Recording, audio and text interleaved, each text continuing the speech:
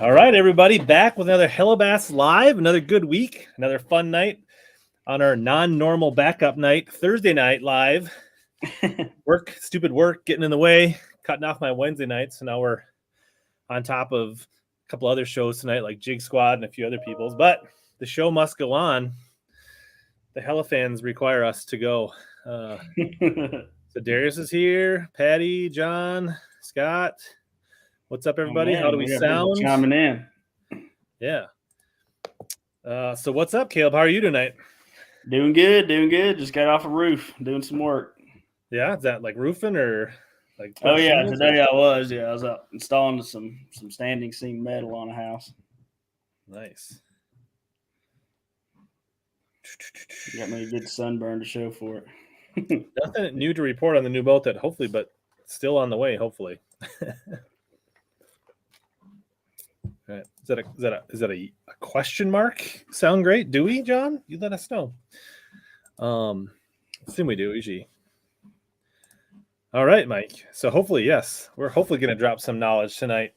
And I guess we got a new emoji. We got a little juice emoji for the members. So if you guys think Caleb or I dropped some juice tonight, let's test out that new juice emoji tonight. I like it.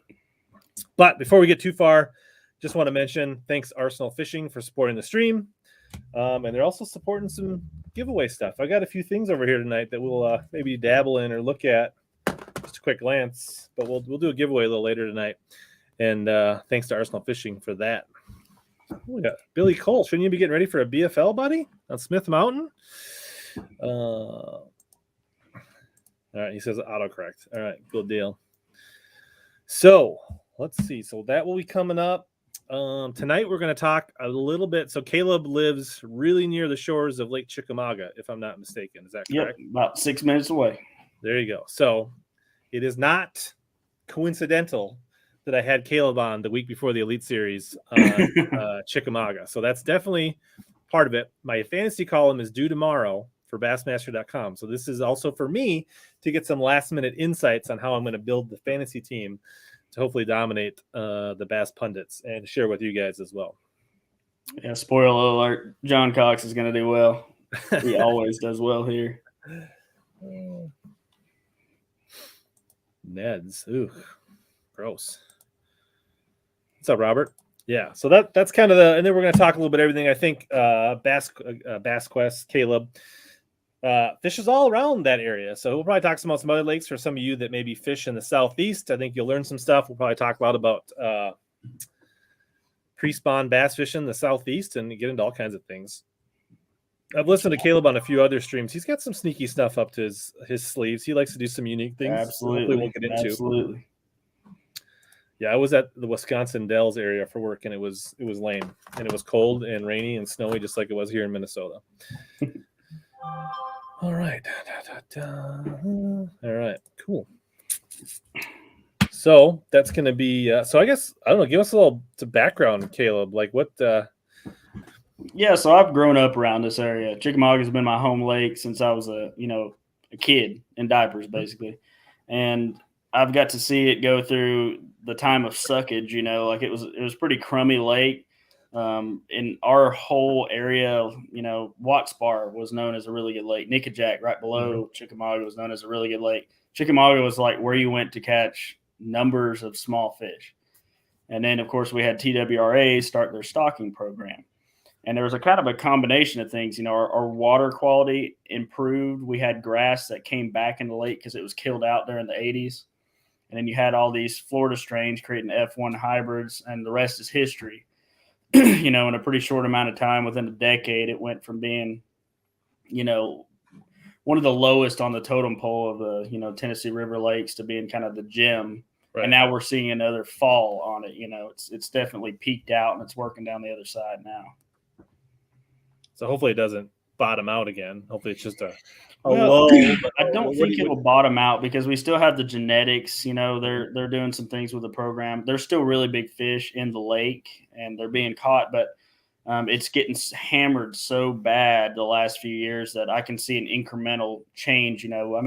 Let's see here. 2 years ago, we had 128 fish that were caught over 10 pounds. Last year we had like 50 something, and this year, I mean, we're on pace to be less than that again. You know what I mean? Yeah. So it's just like the size, we're not catching those. Oh, somebody asked about F1 hybrid. Yeah, so an F1 hybrid is a first generation cross between a Florida strain bass and a northern strain bass. So when they get together and they pair up, it creates what's called the F1 hybrid. Those are going to be your fastest growing, biggest fish in your lake. That's the ones you're seeing share lunkers brought in Texas. You know, these giant fish in Mexico. It's the F1s. Now, F2s, F3s, they're still doing research on that. So once you get past that first generation, they don't know exactly how that's carrying out past that point. But stocking F1 hybrids is the way to go. You know, I think a lot of states now are getting away from stocking Florida strain fish because they're really susceptible to the cold. And so if you get that northern strain in there, you get the best of both worlds. You get a fish that lives a lot longer than 10 years, right? So it's going to grow as fast as a Florida strain fish, but it's going to live to be as old as a northern strain fish. So then the sky's the limit. That's why you're seeing 14 to 17 pound fish being caught in Texas. Yeah, and they're less temperamental, less affected by cold fronts, so they feed more year round, right? Like they don't go into a shell every time you get a little front. Yeah, to go exactly. And they're a little more aggressive, I think. Too, yes, right? That's what I've heard. You know, a lot of places call them like tiger bass and stuff. They're just, some of those are considered more aggressive as well. But yeah, that's what grows those big girls around here. But anyway, so that's my story. Is I've just grown up fishing this lake, and I've got better at it over the years. So I mean, it's just one of those things. I usually catch several big fish out of that lake, but to be honest, it's not even one of my favorite lakes around. I prefer some of the other lakes around here that I think are better overall fisheries. I can go to Chickamauga tomorrow, and I might drop 25 pounds, but I might come in and not even have a limit or have 12 or 13 pounds. Whereas I can go to a lake like Nickajack and go down there and catch, very consistently 18 to 20 pounds down there. So to me, that is the measure for me of what a good lake is. But I love to trophy hunt. I'm a guy that gets out there and throws 10-inch glide baits, 10-inch mag drafts. You wouldn't believe some of the stuff I throw out there. And I like to hunt those bigger than average fish. Very cool. We got a few swim bait heads that like to hang out in the chat here, so we might have to dabble in that if the questions go that way at some point. Yeah, it'll be interesting because Chickamauga it's probably still one of the best lakes on the Tennessee to catch a giant. Oh yeah, absolutely. Even though it's not as good as it was 2 years ago, and definitely not as good as it was 5 years ago. But right. I tell people that a lot of guys see my videos and they'll message me in advance of coming on a trip, and I'll tell them like, go out there and fish your heart and soul out for 3 days, and you'll probably have a good day. You know what I mean? It's like you just got to put your nose down to the grindstone and go after them. But it's a very diverse fishery too. That's one thing that people don't really realize, and I think that's why our local pros around here are some of the best in the world. You got Jacob Wheeler, you got Andy Morgan, you got Michael Neal. Name a few, Buddy Gross, right? Some of our local anglers around here are some of the best in the world, and I think that's because of we have tough fisheries because they're heavily pressured, and two, they're very diverse. Just on Chickamauga alone, I can go in there and I can fish major creeks that fish like a lake, right? Mm-hmm. It's almost like a lake all unto itself. It has its own residential fish that slide in and out of there. It has, stump flats, shell beds, rock points. It has, bluff walls and stuff like that. But then you get out main lake, you got main lake grass, you got grass in the creeks. You can go and flip punching creeks. You can flip main lake.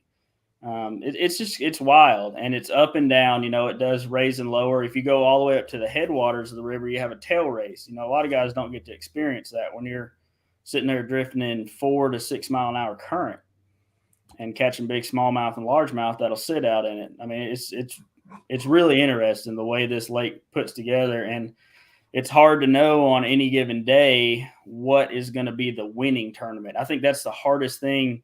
You know, these guys are used to coming like the Bassmaster Elite Series and stuff. They're used to coming here in like late May, June, right at the start of the ledge season. But I'm really curious to see what they do with this, because it's obvious what's happening there. You're going to have, offshore fish in major creeks. You're going to have offshore fish on main river ledges, right? Ledge fishing.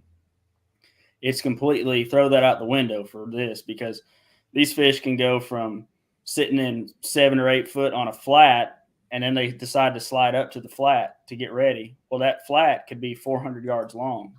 So you find fish in one spot one day, and they could be, in a different zip code by the next day. Yeah. And that's what we see a lot in pre-spawn. Is like when I get out this time of the year, I'm covering so much water. I'm hitting so many spots. I'll have, and I'm looking for groups of fish. So I'll fish 40 different spots that would have a group of fish on it to get lucky and be really cool for 45 minutes and catch fish on every cast, right? So these guys not having that prior knowledge and trying to actually locate these fish and stay with them, that could be super difficult. Yeah. So just to give people perspective, we talked a little bit before we came on live. Where are we at? What is the water temp? What's the water level? Yeah. So you were out, I think, this past weekend. Like, what did you see, and where are we at, and like, what do you? And then we'll talk about what do we think is going to happen going into next week. So we're in what I would consider late pre-spawn here. For one, the water is on the rise. That's the biggest thing when you're on a Tennessee River or any river system where they adjust the water up and down. What you'll notice is a lot of the biggest fish, yes, they do go on bed first, but those females, they've trained themselves not to go on bed until they won't slide up until that water stabilizes. So while it's on the rise, they're just going to be staging. They're going to be sliding up with it. They're going to be sliding back into creeks. They're going to be sliding up on the flats, and they're going to follow it up. And so you have to kind of gauge that. If the water falls even 6 inches, you got to pull back out with it. So it's like you got to be paying major attention to water level right now. 2, water temps, we're already right there as far as water temp goes, high 50s, low 60s. So, most guys that would pull up to the lake and they see that, they're immediately running into, the backs of pockets, the backs of, secondary areas and creeks, trying to find those fish up on main lake flats. And what you'll find is a lot of males there. The males, they're dumb, they're boys, whatever. They're going to get up there and start kicking out beds. And I was telling you a minute ago, I was in Chester Frost the other day, and there was like bed fish. And then you come back the next day, and where they had beds was dry ground because they dropped the water again. And so the females are nowhere near that. They're sitting off. They're sitting in 10 to 12. So it's going to be, I think that's kind of it's going to be a difficult thing that the guys are going to have to get it in their brain, like getting that mindset of where are the females right now? Because just going in there and pulling into an area and catching 40 fish on a shaky head is not going to help you when the females are sitting, 20 yards behind you. When you bring in 9 to 11 pounds and get your teeth kicked in. Exactly. So is there a magical water height or like a level, or do they just need to know that's like, can they sense it's going to fall, or what do you think? Like, yeah, so they'll follow it right out. And I think what it is those fish can sense like the current changes and stuff like that, because you'll see it in the creeks and stuff. When they're pushing a lot of water, you can feel an influx in the creeks. When they're taking it out, it's coming out. And I think they just sense that, that's their environment that they live in. It's constantly getting yanked up and down. We have a lot of, throughout the winter into the early spring, we have a lot of thunderstorms and stuff. So that water will go from being 6.5 foot low to 3.5 foot high. So like a 10-foot difference, and right back down, yanked it down in, 5 days. And then it's on its way back up again because of another storm.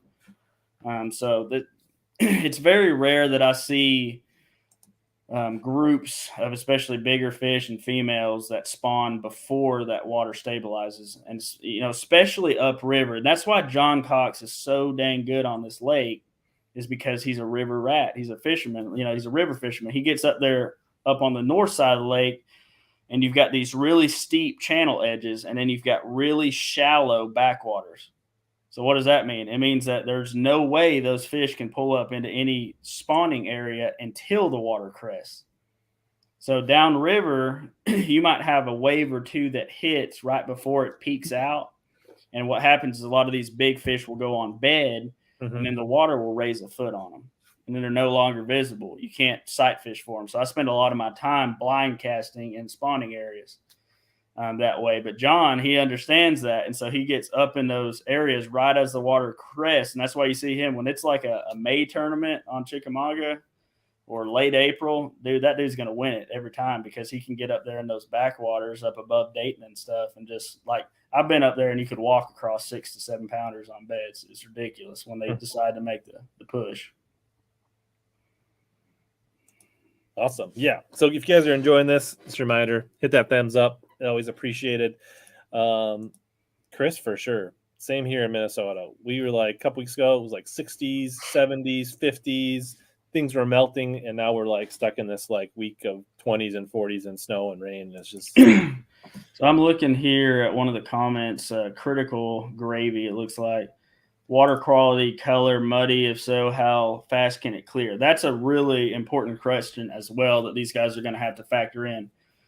None of our backwaters are created equal. So some of the major deep creeks, like you're talking Sale Creek, Chester Frost, even Richland Creek, those creeks, and Soddy Creek especially, they will clear very fast. If we get say tomorrow we get 3 inches of rain, they'll get muddy faster than everywhere. They'll have mud lines and current breaks that you can fish, and they will clean up faster.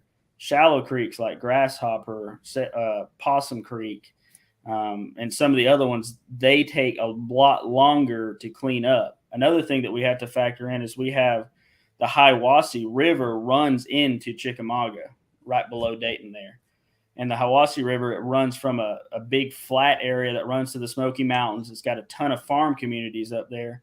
That water will run out very muddy and stay muddy for a long time. And so what you'll see is like the east side of the lake below that will be blown out for a long time, whereas the west side of the lake will remain very fishable. So it's like you got to factor all that stuff in and think about it. You know what I mean? It's like it's a puzzle, especially this time of the year because the weather is volatile. I mean, you could go out there and find some fish on flats, but if you get a 20-mile-an-hour south wind, it'll push 4-foot rollers on top of that and blow it out on you in 10 minutes. So then you got to scrap that plan and go on to something else, you know. Let's take a peek at the weather since you brought it up. Yeah, yeah. Come on. All right. So let's do. Yeah. So as you mentioned, the water temps are upper 50s, lower 60s, so they're right there. And we're going to have pretty stable. It's not really, I mean, it's kind of warming, but not really warming. That's perfect. That's perfect. That's what we typically see this time of year. And it looks like they're going to get some wind, which is usually good, right? Because, I mean, it's probably not going to be a full-on spawn. So for the pre-spawn guys, right, the staging fish, 5, 10, 15 is perfect, right? I mean, like that's going to give you, that's going to put them on that reaction bite. And, you know, no crazy rain. And, I don't know. So it kind of I mean, I look at this and you correct me if I'm wrong, but I'm seeing like go pre-spawn anglers. Like there will be some bedfish caught and probably some big ones caught, but I think people will have to build a pre-spawn around with a couple key bedders. Yeah, it could very well be that some guys bedfish, but I think most of the guys are going to just based on water level alone, I think most of the fish that are going to be on bed and catchable in any way are going to be males. And the ones that are caught on bed, you would never know that you're bed fishing because the water is going to be slowly increasing and level that whole time. So when those fish slide up to go on bed, by the time you get over there in the afternoon to try to sight fish that fish, it's going to be a foot deeper. And in our water clarity that we have, it's going to be invisible to you. So that's why you get out on these, you know, stump flats and fish targets. The guys that are good with live scope that can sit there and live scope around these stump flats in the backs of creeks and stuff are going to have a really good shot. Walters. Yeah, exactly.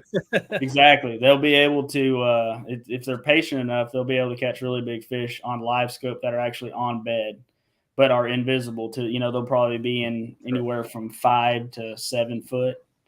Most of the really big fish on this lake year round live less than 12 foot. a lot of your above average fish. You see a lot of ledge fish get caught that are between 4 and about 8 pounds. But your true giants, from what I've seen, I don't think they really get much more, than 12 foot or so. Mm-hmm. They slide back into creeks and stuff even during the summertime. Yeah, Sean. He's going to be there the week after. That sounds like it's going to be pretty good fishing the week after they're there like that. The week after is the week that I would come. If you want to come and have a lot of fun, you're going to have a ton of fish moving up.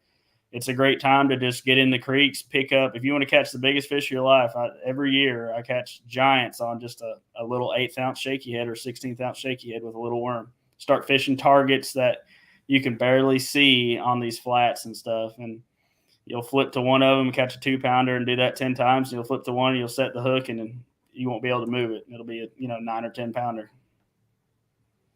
Sounds awesome. Oh, so we talked about the water temp, the forecast, and so have you looked? Does it have a pretty? I mean, does Chickamauga have a pretty good forecast? Does it look like it's on a slow rise? Like we don't. Yes. Yeah, we're on a schedule that we have that it's a loose schedule, obviously. So influxes of rain can affect it, but what they'll do is they have a guideline. They have a guide. So at a certain month, this water is going to go down, and at a certain month, it's going to go up. So no matter what happens in between there, it happens every year. We'll have a rain right before the end of March, and guys are like, I think they'll just leave it up this year. And I'm like, no, they're going to yank it back down to whatever level it's supposed to be. Whether it's supposed to be at 676 right now, they'll bring it back down there. If it's supposed to be at 679, they'll bring it to there, and they'll gradually bring it. So they have a schedule they're trying to stick to, basically. Correct. And if you go to twra.com. Or tba.com, /Chickamauga, it shows you the current release schedule. So you can see how much current is running, that's really important to know if you're fishing main lake. If you're seeing, higher levels of current, then those fish are going to be on the outsides of those flats. Lower amounts of current, a lot of times they'll slide in further on the flats and stuff like that. So there's a lot to think about there. It can also affect where fish sit in creeks because, again, or secondary channels on flats. Because depending on the amount of current, this water might be pushing back or it might just be flowing over the whole flat as a whole. And so you have to constantly I have that app. It's saved on my phone as like one of my favorites all the time. I'm constantly glued to that screen if I'm anywhere on the Tennessee River. Critical Gravy says the Watuga flows the TV. He said you should see some mud in a week, according to him. Yeah, very nice. Very nice. You kind of mentioned tail races a little bit, and that is something, for whatever reason, I see more at like Pickwick and Wilson and some of those. You don't typically hear it at like Chickamauga and Gunnersville and some of those. Is it because it's the wrong time of year? Is it because it's not as good there? What is your... It's because people keep their mouth shut. A lot of tournaments. It doesn't seem like it shows up in it doesn't seem like it shows up in national tournaments, I guess. Yeah. Or is that just because it's not getting coverage? A lot of local derbies. Like if any, and that's one thing too, like right now, if the lake is fishing tough, just about any given time you can pull into a tail race and have a good shot. The reason why you don't see it a lot on the big tournaments is because they don't come to our lakes at a time that is conducive to that. So this time of the year, when we're running more water and it's cooler, the tail race bite is much better overall. Whereas if it's, if they're coming in June, something like that, then what you're seeing a lot of like ledge fish that are pulled out into those areas anyway, and they're not running as much current from the dam, and it's not constant. It'll start out at 10,000, gallons per minute or whatever, and then it'll push to maybe 40 or 50,000 gallons per minute towards the end of the day. It's not as conducive to the tail race fishing. Whereas right now, when they're running pretty stable amounts of current out of there, especially if they bump it up, if you start seeing, water coming out of Watts Bar at 60,000, 80,000, that means that you can go up there, probably catch a 20-pound bag of smallmouth. You're only going to be able to keep one, but there's plenty of gigantic largemouth and spotted bass that live up there. So, if the lake is fishing really tough overall and you're struggling to catch 15 pounds down lake, you're almost guaranteed, if you run up to a tail race, that you should have, between 15, 18, maybe even 20 pounds. So it can be a huge difference maker. in these early tournaments when things get tough. If a cold front punches these fish in the mouth right before this, if a big influx of rain comes, blows out a lot of the creeks, you can look for guys that if someone did that, they would have a really good shot at winning the tournament because they wouldn't be subjected to that lower or that tougher bite down there. Because one thing, cold fronts do not affect tailrace fish. That water is pumping out at a lot of current and a lot of speed from 100 and something foot on the other side of that dam, right? So it's highly oxygenated. It's one temperature. They don't get slowed down by that. So that's why you'll see me a lot of times if our fish get tough in the wintertime, we have a really bad cold front, I'll hit it on the front edge of the leading edge of the cold front. I'll be out there trying to catch big fish, right? As it's coming in low pressure. The next day, my butt's going to be in a tail race if I'm fishing. So it is calling for rain on Tuesday, Wednesday? Correct. So that could set up for somebody to do something sneaky the first day or two. It's probably not something that's going to last you 4 days, but it could open the door for something. Correct. Yeah, that's the thing. That's going to be the hard thing is to, you would have to combine that with a strategy further downriver. There's plenty of places, local guys could do it that I know of, that you could slip into some of these lesser known backwaters up there and pull into some big largemouths. So, think about that. Like as tough as the lake is right now, like our CBA weights usually in March, between February and March, you'll see CBA weights, the winning weight will be 30 plus pounds for 5, right? We haven't seen a bag over 25 pounds weighed in the CBAs this year. So overall weights are really low and tournament weights have been very top heavy. So you have a couple guys that'll do, fairly well. And then, like 14 pounds is getting paid kind of deal, which is unheard of for our lake. So that's one thing to think about is like getting in those sneaky areas. So at that point, if you were able to go up in the tail race and catch a 5-pound smallmouth, that's a huge, that's a kicker fish, right? Right. If it's fishing that tough. So then you get that kicker smallmouth, you run down, you hit some creek mouths, you go back into a couple of these little backwaters there, you cobble together, some 3-pounders to go with it, and then all of a sudden you're sitting there top 10. Easy. You know what I mean? Nice. Yeah, so that kind of sounds like something like Steve Kennedy doing something sneaky type. Yeah. But it could. We're right at the cusp to where I feel like it could pop off any day. Right. So I'm really, like on one hand, I'm wondering if it's going to be as tough as it has been because, like, our local guys here are hammers, and some of these pros actually fish some of these local tournaments. And everybody's been getting their butt kicked. Like there was 4 decent limits weighed in at the CBA last weekend. Like between 16 and 20 pounds. And they all came from Nickajack. All those guys locked through to Nickajack. Which I don't think is allowed in the elites. I don't think they're allowed to lock. No, they're not. But that just shows you if our anglers that are locals and they're good and confident on this lake, if like they're going down and having to lock through to catch a decent limit of fish, I wonder if it's going to continue that trend or if they're going to just these fish are going to kind of commit up there since the water levels are rising and kind of get on the plastics and stuff, because they were on kind of a finesse bite where you could just go into a creek and catch 20, 30 fish on a shaky head. And you'd have, if you caught 20 or 30, you're going to have 4 or 5 decent ones, somewhere between 2.5 and 4.5 pounds.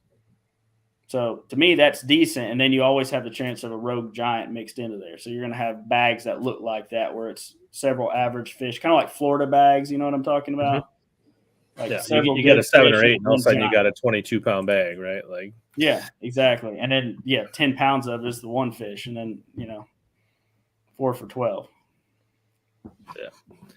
So I'm curious. It could pop off. And these could be some pretty decent bags weighed in, but if it's fishing the way it has, somebody with an average of 15 pounds a day is going to do really well in this tournament. So, like, if it continues, like we're talking like 80 pounds for somebody that really gets on them, but like somebody could make the day with like, I don't even know if 80 pounds because I feel like Chickamauga is Chickamauga, right? Right. There's going to be big bags caught. But what you're going to see is what you see in a lot of other tournaments. It's like this guy went out first day. He had 26 pounds, all right? The next day he has 14. And then somebody else has 24 pounds. And then, the day before they had 15. It's going to be those kind of looking bags. You're not going to see anyone. I don't think you're going to see someone go wire to wire with over 20-pound bags in this tournament. There's no way. But they might have one big bag that averages out. Illusions of the 100-pound bag, 100-pound winning weight. Put that out of your mind. Like 0% or almost 0%. I'll say 0%. Okay. 0% on this lake, the way it's fishing now. So you would be shocked if somebody. And really, the way it's been fishing for 2 years. Okay. I mean, we haven't seen any bags over, like 40 pounds. Like when we were seeing bags over 40 pounds, when the elites would come here, you'd see guys get close to the century mark. But if you're seeing local guys that can't pull together 20 pounds, that 2 years ago we're pulling together 40, 35, on these CBA tournaments. I mean, heck, like 3 or 4 years ago, if you pulled into the CBAs, 100 boats in the tournament, say probably more than that, 150 or whatever, and you didn't have 30 pounds in your boat, you weren't even in the top 20. That's how good the lake was fishing. But it's completely different than that now. So I don't look to see. I look to see someone with a 15-pound average does well over 4 days, and then someone with an 18-pound average over 4 days wins it. Do you think like somewhere between 70 and 80 wins it? Yeah. Okay. Yeah. But there'll be big bags caught, but you won't be able to go wire to wire. 7 pounds and followed up with 4 fish for 8 pounds the next day. Yeah. If somebody came on there and I saw that they had between 15 and 17 pounds per day, or 15 to 18 pounds per day, and were that consistent through the 4 days, I would be really impressed. Like, to me, that's one of the better anglers out there. Interesting. So I always hear about the springs on Chickamauga. Yes. So tell us about the springs. I personally know of almost 50 now that I have marked. Okay. But that's a huge thing this time of year, but it's going away. So, like, think about this. So a spring, it's geothermal heat, right?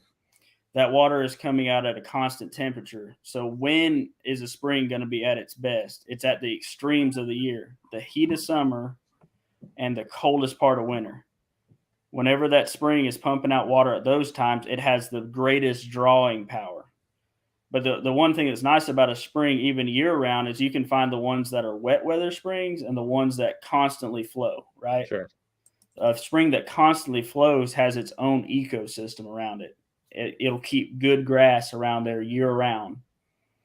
It'll keep a lot of other small fish, every kind of bait fish you can think of. There'll be gizzard shad, threadfin shad, shiners, all kinds of panfish species. And so those are natural draws for big fish. But what you'll see is the more extreme the temperatures in the water around the spring, the tighter the fish will get to it. And the less extreme it is, the more they'll kind of float but be around the general area, right? So springs could play, especially if, we're talking about this rain coming in early in the week. If that rain hits and we get a good 2 inches or so, those springs will really start to kind of open up and flow. And that'll be your best time. The guys that find those springs and can get back there and get on them, if there's not a local already on them, like Thursday and Friday will do well on those, but that bite will kind of dissipate. They'll notice those fish start to really spread out from it after about day 3, after that influx of rain.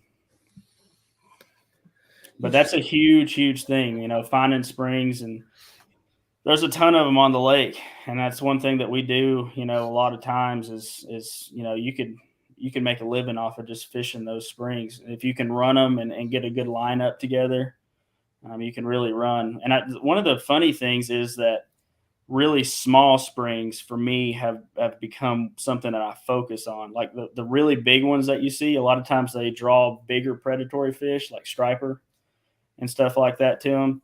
And sometimes those can push out the bass. And then also they'll draw in large groups of bass. So you might have a spring that's got, you might catch 20 or 30 fish off of it, but most of them are 3, 4, maybe 5 pounds, right?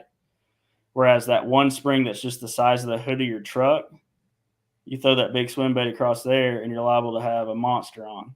The small ones, and that they'll be grouped up, like a lot of times guys are like, oh, have you been to that spring in the back of Possum Creek? Well, it's not one, it's 4.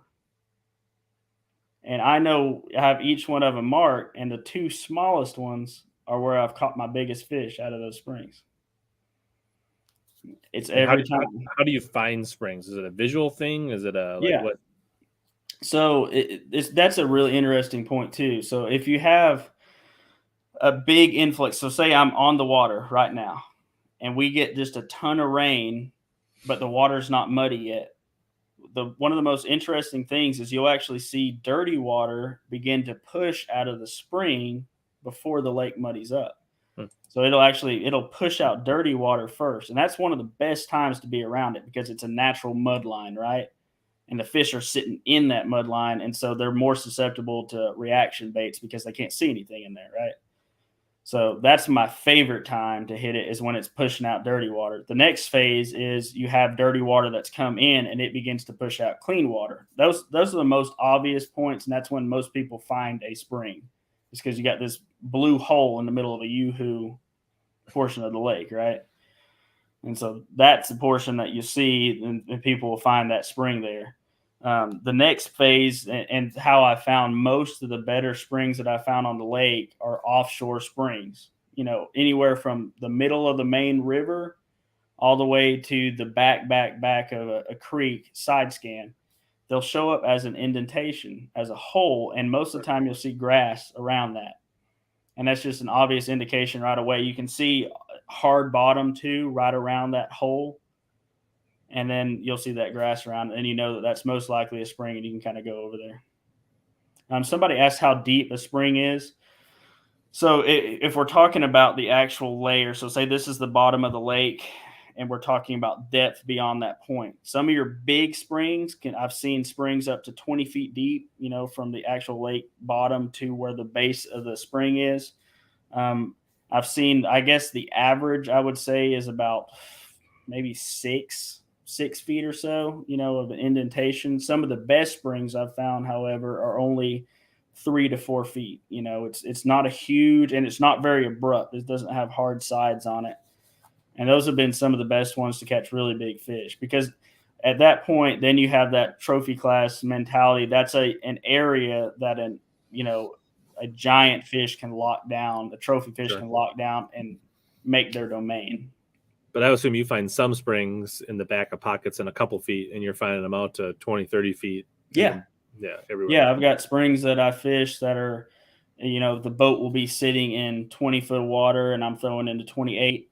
I've got springs that you can actually see run off the bank into the water, So it's a whole lot of difference in between there, but it's always worthwhile if you're around any kind of moving water, and especially around the south. We have a limestone kind of base to all our mountains and stuff. That's why we have some of the best caving or spelunking in the world, around this area in the southeast, is because all the limestone caverns. Well, that translates immediately into any kind of your lakes, whether it's the Highland Reservoir down the street, whether it's the Tennessee River system, whether it's your grandpappy's, farm pond that connects to a creek. There's a good chance that you might have a spring in there, and that give you a hot spot to go fish.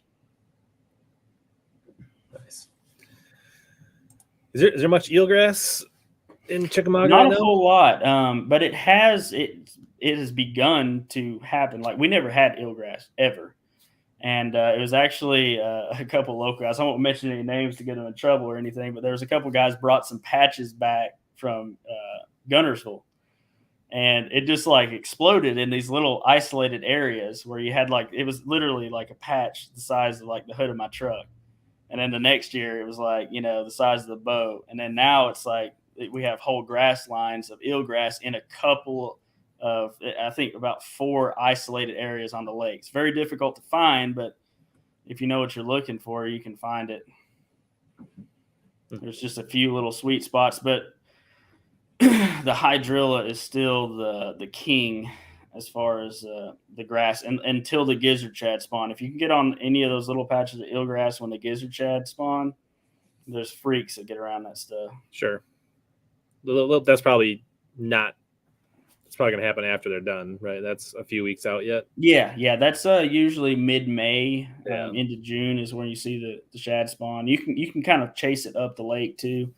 It'll start down south first. The best shad spawn though is the latest one that happens way upriver, where you see John Cox fishing. Mud Creek, Moon Slough, like above Richland Creek there. Yeah.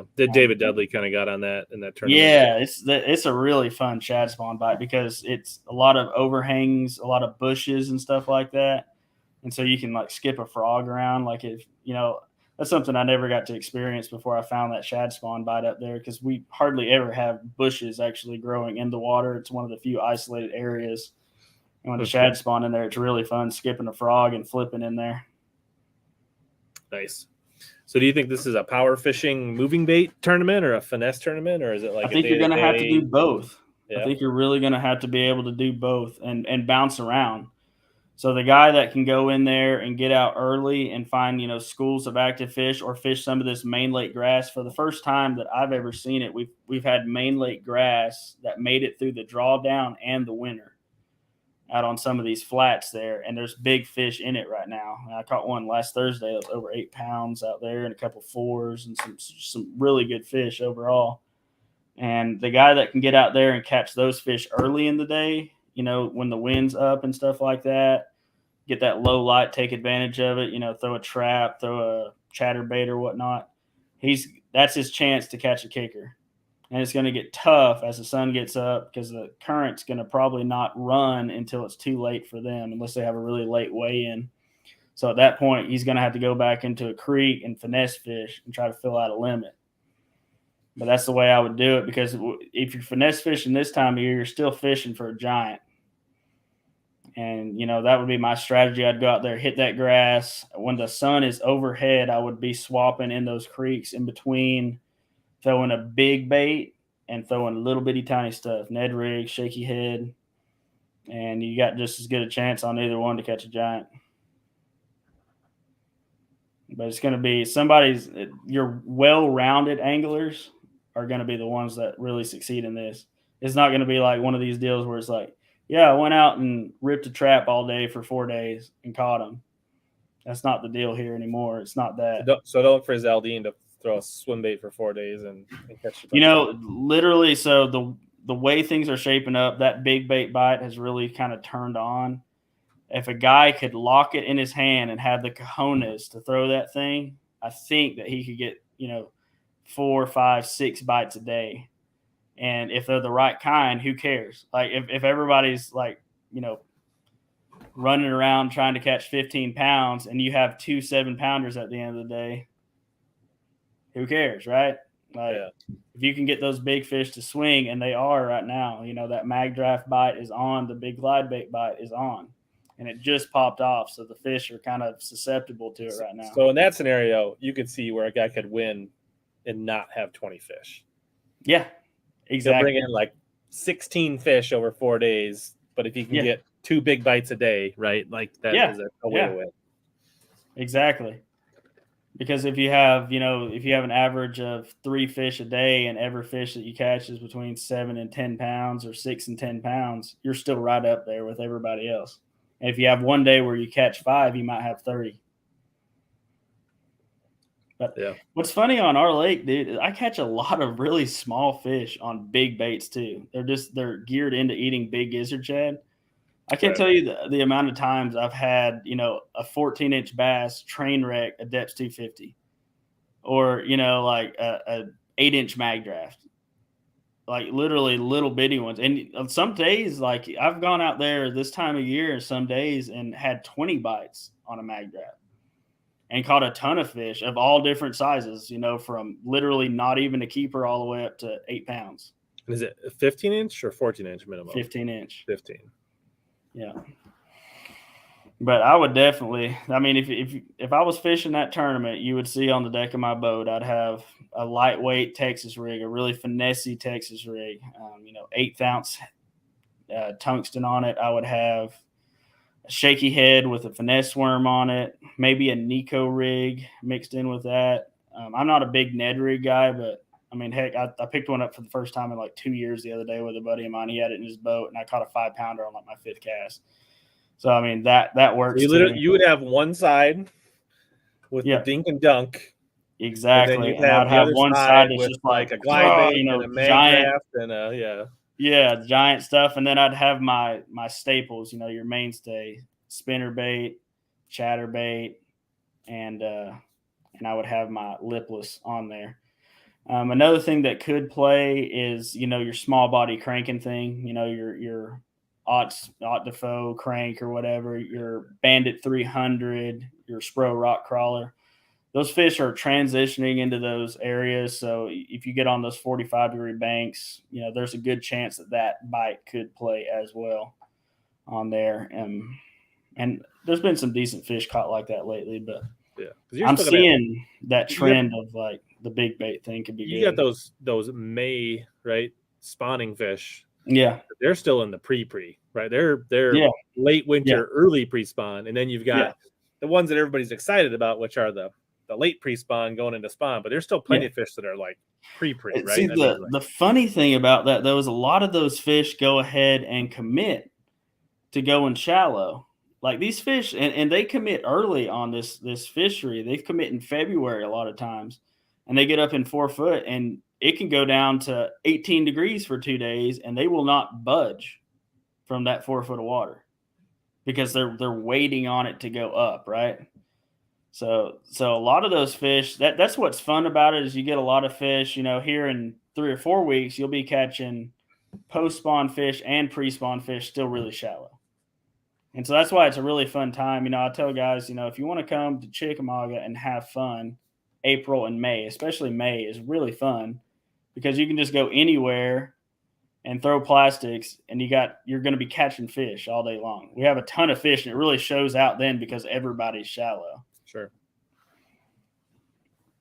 Those are the days that you can still go out and catch, 50 fish or something like that. Now you're going to have a bunch of dinks mixed in with that, but then, you look up at the end of the day, you caught 60 fish and you're like, oh, you start doing the math. You're like, oh, I had 25 pounds. How'd that happen? You just catch a good one here or there. You see much topwater? Do you see a popper, a frog? Yes. That's one thing. I didn't even mention that, but yeah, like that's already going off. I've been catching topwater fish for a minute now. But I would really say the guy that can get out there with like a finessey buzzbait. I've got a local company that makes they make custom lures and they make one specifically for me. It's a regular size hook and armature, but it's an 1/8 ounce. It's got a small blade on it. That thing is absolutely deadly. Even in February, if the water temps get up above 50 in February, I can usually catch fish on it. But one that's really going to show out is the guy like the Zaldane out there that'll pull out a wake bait, because like you pull out a slammer or like, some other kind of wake bait, maybe a tater hog or something like that, bro, you better hold on. You get your arm ripped off right now. As when those fish get, and that's the thing, like when I'm thinking about throwing a glide bait or a plastic. So if these fish are sitting in 4 foot of water, I would pick up that wake bait any day over the glide bait, because think about that. So like, if you get really shallow like that and you're throwing a glide bait, that fish has nowhere to really pin that bait. It's sitting in the middle of the water column. And so what you'll see a lot of times is that they'll follow it until they, get all the way to the boat, or they get to some kind of piece of something that they can feel like they can push that bait up against and ambush it. But if they're in 4 foot of water and the water temp's near 60 degrees, pull out a wake bait, because that fish is already ambushed the bait fish is already on the surface. So he looks up at that big chunk of bait up there and he's like, man, this guy's already, committed suicide. He's sitting where he can't go anywhere, and that fish will come up and slam it. That's a good rule of thumb. Jason, we all know that Ben's not going to get away with 2 kids this spring. He's not going anywhere. Yeah, I've been trying to get Ben and Nathan down here. Mr. Dirge. I'm actually going up there second week of May. I'm heading up that way. Nice. Can't wait. Talk about wide open. Yeah. You're not going to catch any 8 or 10s, but heck fire. I'm going to go for it. Yeah. Yeah. So Carl's an interesting one, right? He loves the big baits. He's lived in that area for a while now. Yep. It'd be interesting to see if he's like tempted and he gets, what kind of tournament he'll have. I mean, I could see it going either way. I could see him having a beast of a tournament, and I could see him, That's the thing. It's like I think of me in that situation. It's like I went out there on day one and I had like 30 pounds on the glide, and then the next day they're off of it. But how in the heck are you going to put it down? You know what I mean? It's like, yeah. So you like throw mag drafts? You like Yes, mods? I do mod my mag drafts. So I've got like a little wire clip that I've designed for that, so I can kind of bypass the silly magnet on there that doesn't really hold the hook. So I've got a way that I can kind of clip that hook on there a little bit better. I upgrade the hook. I usually throw an Owner Stinger 2X. I like that hook a lot better for a mag draft. And then another thing that I'll do is I'll take and I'll cut around the gills down through there. You can kind of intuit where the gill is on a mag draft. And then take some of that, what do you call it, pipe cleaner, red pipe cleaner, make it look like gills. And the key is where that matches up at the underside of the head of that mag draft, make yourself a little target. Put you a little bit of red dye, a little dot right there. That way that fish will come up and headshot that thing. Now, this is for illustration purposes. I don't know if you know, this is the 6-inch one, which you probably is too small for you. I never throw that one. I get way more bites from big fish and small fish on the 8-inch. The problem is we don't have 12-inch gizzard shads in Minnesota, so they don't quite commit to the 8-inchers the same way. Yeah. But what you're saying on a bigger scale is basically right here. You'll carve that out with plastic and put just in a little razor pipe cleaner, right? You'll just make a little notch. Super glue the pipe cleaner in there, and then right at the bottom, just above that hook hanger there, just put you a little red dot right there. Sure. Right on the upper side up there. And then you've got kind of a bent wire clip that you'll pin the hook in there. I'll pin that in there. I don't use any kind of stinger hooks. Really, my preferred when I'm talking about big soft plastic swim baits, the 316 Rising Sun top hook is my favorite. Again, because it scares me having a bottom hook on that thing. Now, how they eat the mag draft, if you swing, that's the biggest key. If you're fishing a soft plastic line through swim bait like that, don't reel down into that fish. When you're reeling along and you feel that bump, swing as hard as you can right then. Because what will happen if you don't swing, if you keep reeling like you do with like a Zoom swimmer or a Bastrix, that fish will have that thing choked so far down, she'll get it all in her gills. That's where that, half the swim bait will be down her throat and the actual treble hook will be in her gills. And that's a fish you're taking home. Which sucks when you're talking about, trophy fish. So as soon as I feel a bump, I swing, and 9 times out of 10, if they're 14 inches or 10 pounds, I've got them hooked. So they decide to commit to that. They usually eat it really good, especially early like this. Nice. Mono, fluoro? I throw it on fluorocarbon most of the time. Now I do throw it on copolymer if I want to keep it up just a little bit more. I don't like mono. Like there's certain copolymers out there that don't have as much stretch but are still neutrally buoyant. Yeah. But really for hang time, I'm going to throw that 316. And that's the first soft plastic that I'll throw is a Rising Sun 8-inch. They eat that in colder water than they will even a glide bait a lot of times. It just really, you can crawl it. It's kind of like, the hair jigs that you guys throw up there, where you can take that little hair jig, marabou jig, and you throw it out there, and whatever depth you let it sink to, when you start slowly reeling it, it stays at that depth. Yep. That 316 Rising Sun is really neat because it's just like that. You can throw it out there and start retrieving it. Just as slow as you can crawl a 5-point gear ratio, right? And it stays right there at like 1.5 feet. And then you can let it sink another foot and slowly retrieve it. And it stays right there at that depth. That's one thing that you can't do with the mag draft. You can't get that hang time. So it's almost like in between a glide and a plastic swim bait. The rate of stall. Rate of stall, baby. That's big fish talk right there. You ever throw the burrito at all? The buca or the box? A little bit. It hasn't really, like a lot of things. Like I'm a absolute nut when it comes to collecting tackle, but things have to show off to like make it into my arsenal. And that bait has just not. I've caught fish on it, but it has not just been a difference maker in a day for me. For me to like get something in my lineup, it has to work on a day when nothing else is working, right? If I can go catch fish on any swim bait I throw in the water and then that one custom one I spent $200 on actually catches a fish that day, it's like, who cares? Whatever. Yeah. If I can't catch them on anything and I take this $200 custom bait and I throw it out there and it's like they're crushing that thing, I'm like, okay, there's something to this. It might have a place. Have you ever so there's a buddy of mine. Have you ever played with a Dream Smasher swim bait? No, I have not. Okay. I've seen them though. I have not got to. I haven't laid my dirty mitts on that yet. Okay. Yeah, they're upstairs. They look freaking good. Yeah, I got the weedless one here, but the top hook ones are upstairs. So I just bought some more. Sean asked down there, a marabou jig would be hilarious on Chickamauga with 6-pound test, and yeah, those things are awesome, dude.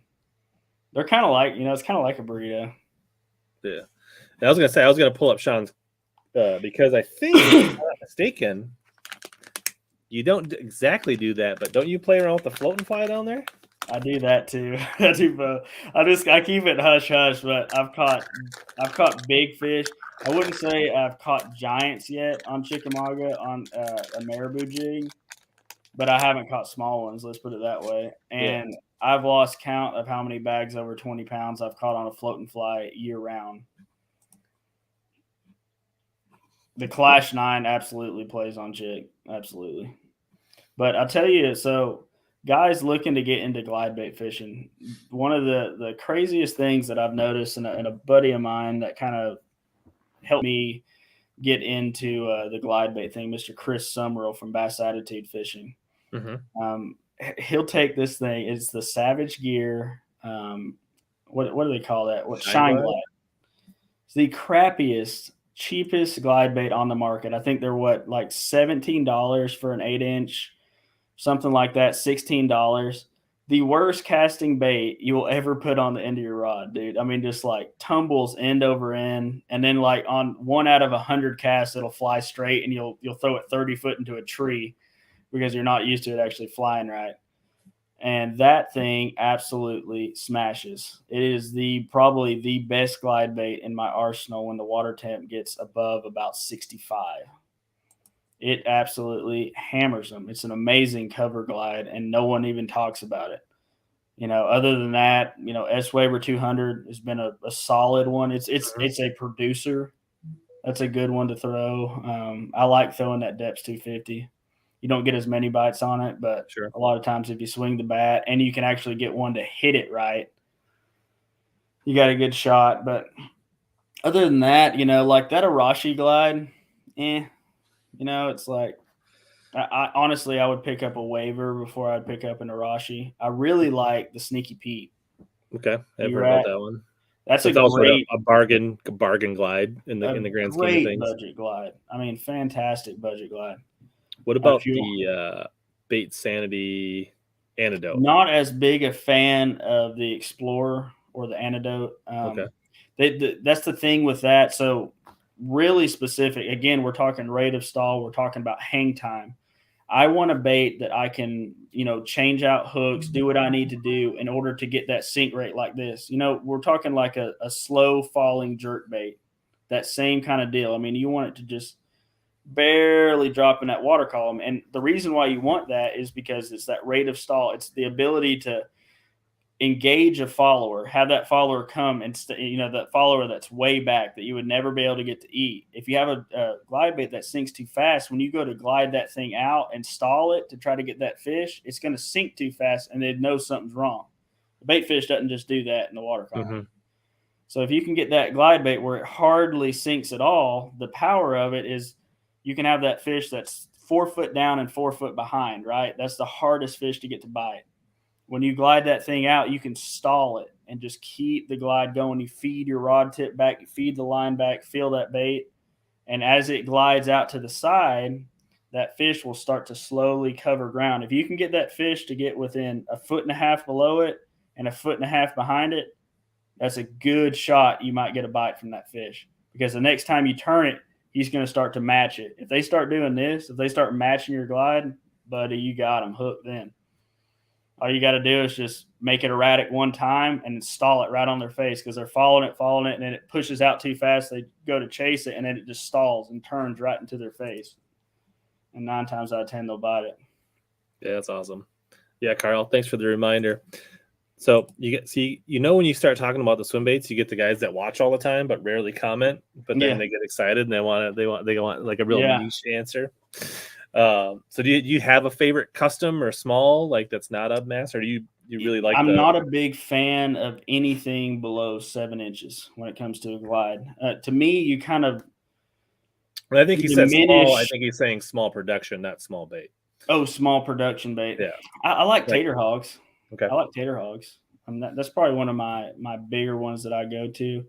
I've got a couple that they're not even like on the market kind of thing, so I wouldn't even mention it because like you can't get one. You know what I mean? It's like now I have laid hands on the Buka glide.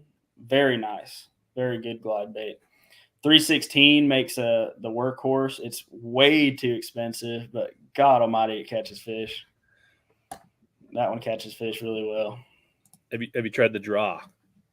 The 6-inch draw? No, I've not. I hadn't been able to get my hands on that one yet. I'm curious about it because I've watched a lot of Milliken's videos, and he's very knowledgeable as well. Sure. And the way he talks about glide baits, I know he knows what he's doing, and I've seen him work that bait.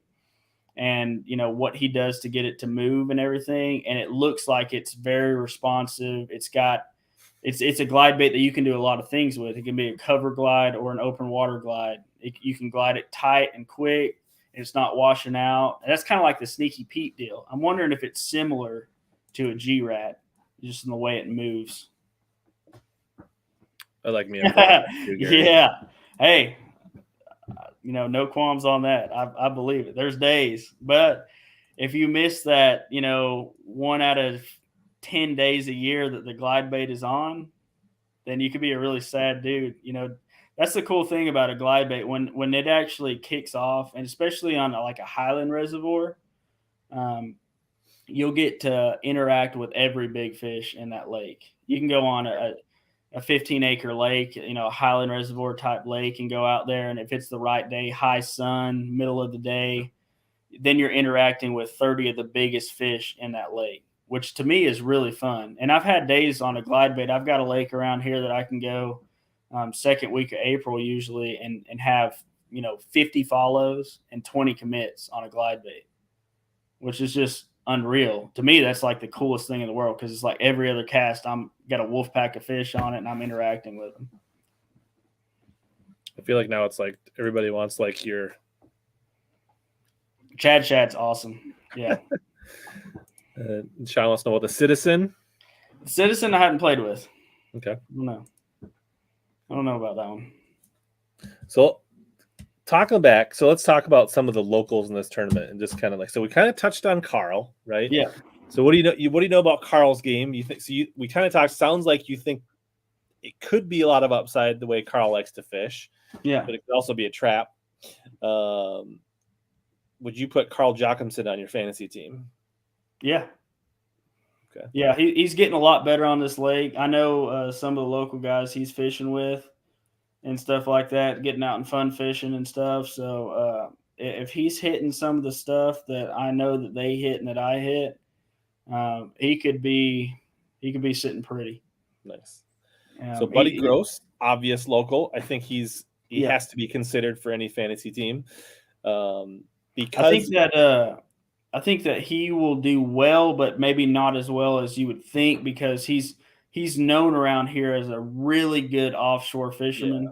If the fish go too shallow, he's the way this hit. If you would have put him here in February, he'd probably knock your lights out. If you put him here in June or late May, he'd probably knock your lights out. But that's the great equalizer, right? Is like this late pre-spawn when all the fish go shallow. That's when you see a lot of these old heads and stuff that are just amazing natural shallow water fishermen that can actually do really well in these type tournaments.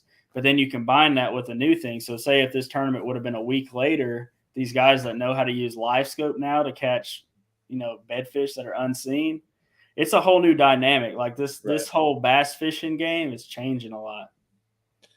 And then and here's another local that a lot of people don't know is Jacob Fouts, right? He's a rookie. Oh, dude, freaking hammer, son. Yeah, and he's obviously probably not guiding this year, but up until this year was guiding for several he's years. guiding on other lakes right now, so you can now still he's look guiding him on up and Watts fish Bar with him. and Nickajack. He's been right? hammering them on Watts Bar, but I know that kid, and I know him, what he produces this time of year, and this is probably one of the best times this tournament could have come here for him. You better watch out. If things work out the way they have been the last few years for him during this time of year, he could be somebody to watch. Absolutely, Gary. I mean, I could see, like, if Jacob Faust won it by 7 pounds, I wouldn't be surprised at all. He's one of the ones that I could see pushing past 80 pounds. Nice. Yep, we just talked about that, Roger. And then, so you got two other guys that are not necessarily locals, but are pretty good. I mean, I guess Welcher is kind of local. He spent a lot of time on Chickamauga. I fished with him. I fished with him a couple times too. We talked. He likes. I mean, it's one of his favorite tournament lakes. He's fished a ton of ABAs and BFLs and opens. And so the thing about Kyle, and he is going to do well in this tournament as well, and that's because the kid is an absolute machine. He grew up fishing Alabama rivers and stuff like that, where it's just running and gunning, extremely accurate shallow water casts, skips, like amazing accuracy, perfect entry, silent into the water anytime, and just covering a ton of water. That kid has one speed, and it's 10 on that trolling motor. And he's somebody that could run into him every day because he covers enough water for 3 or 4 guys. And so he's one of the ones that could hit groups and really shine in this event too. I expect him to do well. Like, I'd be really surprised if he doesn't do top 20. Yeah, I think just the way I've seen him attack it, I would expect that he is going to literally run new water every day. Yeah, absolutely. And that's the thing. The great thing about this time of year is it can happen anywhere every day. So if you're putting your lure in front of that many shallow fish, through that, in different areas for 4 days, there's a really good shot. I mean, this tournament sets up really well for him.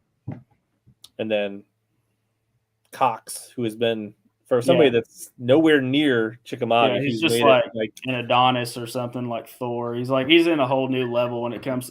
He just, like, I swear that dude doesn't even fish here ever. He just rolls up and he's like, "Oh, look, a tournament on Chickamauga." He's like, "Just go ahead and get my checkbook ready." He's like, "Y'all can go ahead and cash that thing." This lake just sets up to his strengths. And he's found a few areas upriver that really set up to his strengths. And we're getting here early, but I think it's late enough that his stuff is going to play. So he's one of those that, could very well be top 10 potential.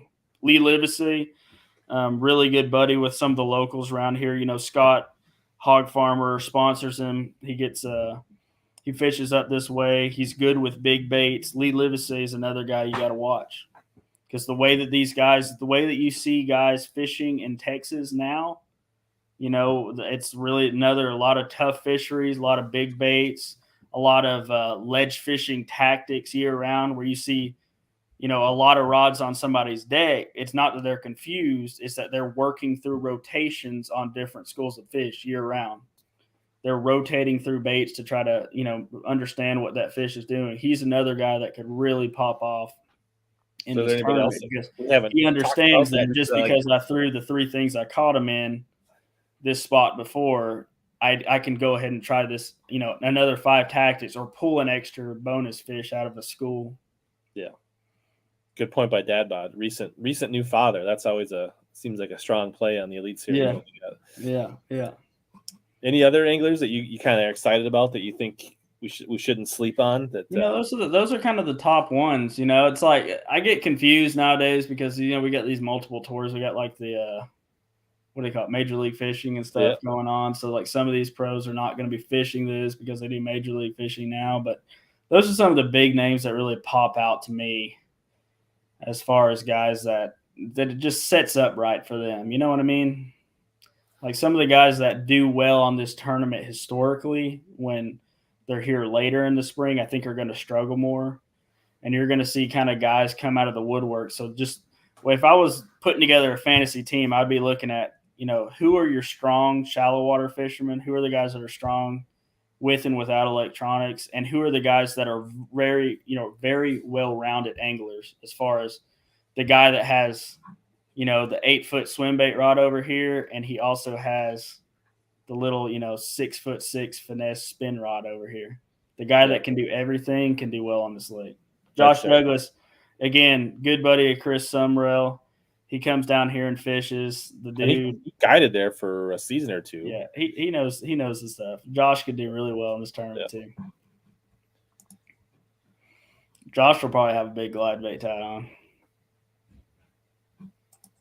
Gary said he saw Scott Martin was a popular pick. I mean, I could see Scott doing well, but I don't know that there's any. I mean, Scott's a tremendous angler, so I mean, it wouldn't surprise me to catch him anywhere.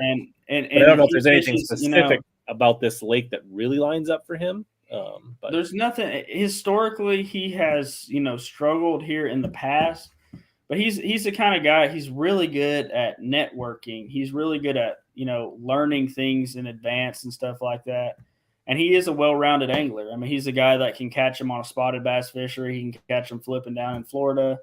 So I look to him to do well. I don't know if I would pick him to be in my top 20 and just know that he's going to crush him out here. But I don't think he's just going to fall on his face either. You know what I mean? I think he's doing well in fantasy based on him having 300,000 YouTube subscribers and TV shows. I don't want to take anything away. I mean, to me, I wouldn't be shocked if he did well, but I think that's why he's a hammer. I mean, I could see him doing very well in his tournament and stuff, but I don't know. It's one of those things that he has struggled on the Tennessee River before, so I don't know. Yeah. So Chris, Welcher is the overwhelming dominant for a reason in the bucket. Yeah. Welcher and Fouts are two guys you're going to have to really watch out for in this one. I think Fouts is in E. I think. Could be wrong. Maybe not. Let's see here. But Fouts is in E. So Welcher's at 41%. Fouts is at 9%. They better not get on bad because freaking Welcher will catch him. He's a dang good bed fisherman. He hasn't got to show it off yet as much on the Elite Series and stuff, but the kid can flat out bed fish. He's good. Let's take a quick look here. So, Brock Mosley, chatterbait. Yeah. He loves him a chatterbait. I could see him. I mean, he's not from here, but his style of fishing, if he can stay on the move and not get too bogged down on where he caught him yesterday, I think Brock could be a guy that catches him. Fouts we talked about. Atkins, this is a Tennessee River, right? I don't know how much this fish is like Pickwick, but it does fish. Pickwick and Chickamauga. Pickwick is a way better lake, by the way. Now, but in its current state, it's just overall it has more fish, it has more places for the fish to be. I mean, Menendez. A guy understands Kentucky, Tennessee. I mean, maybe if you're looking for a value pick that's like, I could definitely see Justin Atkins. I could see Iaconelli, honestly. I could see him doing overall well in the tournament. Like I could see him being like top 30 or something. He's good at relocating fish that he's lost, And you talk about a guy that throwing a Nico rig and then throwing a crankbait and then throwing he'll have 30 rods on the deck. He's got enough ADHD to get out there and do it. Here's one guy we didn't really talk about. Robertson, Kentucky guy. How much do you think that translates like a Lake Kentucky to a Chickamauga? Pretty similar. I mean, a lot of these Tennessee River lakes, they fish somewhat similar. Chickamauga does fish weird, though. I mean, it has like such a variation on different stuff that's going on that lake. And that's another thing that people have to realize is just the amount of pressure. Like this lake has had its teeth kicked in. So it's like you might have to, if you're a great chatterbait fisherman, you might have to do some modifications. You might have to get sneaky with your trailers, with your colors, with your blade size. This is the time to break out the old experimentation cap and do something. Carl could be really good. So you got Carl, who basically lives right in the area. Kennedy, we talked about. This is definitely like this time of year, a guy that doesn't get too hung up on practice. We'll throw a swim bait. We'll throw a Senko, right? Yeah, Like, I would somebody that fishes, the moment, so to speak, to coin that the same phrase or whatever, but someone who honestly, a guy that got up here with 1 day of practice could do just as good as a guy that's practicing up here 2 weeks yeah. because it changes so much. I mean, you're looking value. Josh Douglas used to guide here, and he's less than 1% in bucket D. That's interesting. But most people don't know that, right? Like the hardcore fans maybe know that, but Yeah. not. Josh has a pretty good amount of experience down here, and I know who he's fished with down here and who his buddies are down here, and yeah, he's going to be around them. That's what I tell people when they go fishing with down here. I'm like, I'll put you around them. We might catch them, we might not. Pipkins is a guy that does seem to have really figured out that, like, he fishes fast. I feel like he could do well in this too. Yeah, he did well in a Chickamauga Open, which is a little bit later in the year. He's figured out that, like, starting to figure out that pre-spawn, post-spawn. You see him do well at, like, Fork. You've seen him done well at Pickwick. You've seen him do well at Chickamauga. He's like that offshore staging thing is kind of become a wheelhouse for him. Anytime there's grass, you got to think about Brian Schmidt. Yep. We talked about that's kind of the deal is, like, for this lake, for me, from what I've seen the last few years, is it's like the guy who can fail fast, right? The guy who can eliminate water very quickly, but who keeps an open mind, because that water that you eliminated today might be the best water in the world tomorrow. So it's like you have to constantly keep your head on a swivel. You have to constantly be on your toes. You got to be willing to experiment with your same techniques, get your strengths, get your confident baits, but then take that bait to the next level. Like, what can you do to modify that bait? Because I guarantee you these fish, if I go to one of my grass patches right now, how am I going to make my jackhammer different than the 38 other jackhammers they saw that hour? You know what I mean? Right. So it's like if I'm going to throw a bladed jig, I'm going to throw a JDM D blade, something like that. Or maybe the guys that have the new Berkeley chatterbaits, whatever those are, the slobber knocker or whatever it's supposed to be. Change it up, change up colors, change up profiles. The 8-pounder I caught the other day was on a sneak bait that's new to the market. It's Picasso inline spinner swim jig. Yeah, and I was throwing a chatterbait in that grass and some of my sneaky chatterbaits, and I kept getting bumped by fish. They were hitting it but not loading up, and I swapped over to that inline spinner with a Kitech on the back of it. Caught an 8, caught a couple 4s, caught a couple 3s, and then pretty soon that's a freaking hammer bag for Chickamauga right now. Nice. So it's like we talked about think outside the box, get out of your comfort zone. A guy that's just going to go fishing, Swindle. Man, yeah. This Palmer good. And good Palmer shallow water is a guy that, like, I don't know. He just seemed to figure it out these days. Like, he's on the rise. So, Zal Dangerous down there. We talked about Zal Dang at that big bite. One guy that kind of jumped out at me when I was looking at it was Prosnick, a guy that shallow water, good. Bait, wacky rig, like he's good on the Tennessee River too. Yeah. Clint Davis, Tennessee River guy, Alabama guy. Depends how much they're going to be offshore. That's the thing. It's like a lot of these guys that are normally hammers, like post spawn and late spawn, that they might struggle more in this. Yeah. I'll tell you one thing, and most of these guys' waypoints ain't going to help them at all, which is probably good, honestly. Lester, I think he could be sneaky good. Yeah. Like, so many good options. Like, this is going to be, I don't know. It's going to be a hard tournament to predict. Like, when you see it in the end, I think you won't be surprised the guys that do well. But then you'll look at the guys that don't do well, and you'll be surprised that they didn't, if that makes sense, right? Like, there's so many guys funny, that do well, but some of them will stumble, right? Like, just from the prediction. So we mentioned 4 or 5 really good anglers that we thought would be potential top 10. I wouldn't be surprised if half of those guys are top 10 or top 5, and half of them don't even make 50 cut. You know what I mean? It's just like, that's pre-spawn fishing right there. It's like you could get out there and figure something out and then get locked into it and it just be gone. Yeah, Walter's at 2%. That's interesting.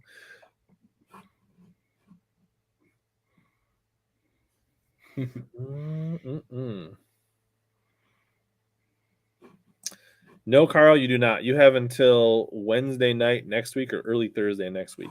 You have until 6 a.m. Eastern on April 7th to get your picks in. So you got plenty of time. You know that because the HellaBass Fantasy Fishing preview video hasn't come out yet.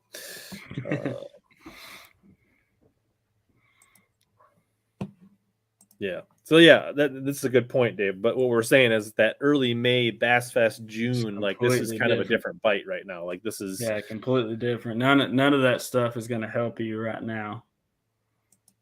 Fish are set up completely different. Water level is different. Just a reminder for the people that came in late, we are going to do some kind of arsenal fishing giveaway. I've got some sun gloves. I've got the wacky tool with the wacky shields, which Asenko is going to catch some fish this week or next week on guaranteed stick bait. And then I also got one of the ninja scissors. And I'm going to do a drawing in a little bit, and then basically the winner can pick what they want, and then we'll save some of the other stuff until later. I do have some tackle I got in, which I can open up in a little bit, just a little mini boxing. But the other thing I want to talk about is so we talked about. I think we've beat Chickamauga dead. I think we got that pretty well previewed. Yeah. What else is going on by you? Like, where else are you fishing? What are the other lakes? I mean, I think we talked about Nickajack a little bit, and Nickajack. I do a lot of Tennessee River fishing, so I really like Nickajack. I really like Watts Bar. Nickajack's probably overall my favorite lake. We have some sleeper lakes around here too that have monster largemouth. We got a few of them that are like Highland Reservoir type lakes. When Chickamauga really starts to get beat up right now, I really love going to those lakes where you can get on that floating worm bite. You can get on those spawning fish and stuff, the big bait bite and stuff. So you'll see me a lot, the next coming weeks traveling a little bit more. Another lake I really want to get back to is Dale Hollow and Pickwick. Those are two lakes that are kind of, I need to get back over those ways because Dale Hollow is really pumping out good fish right now.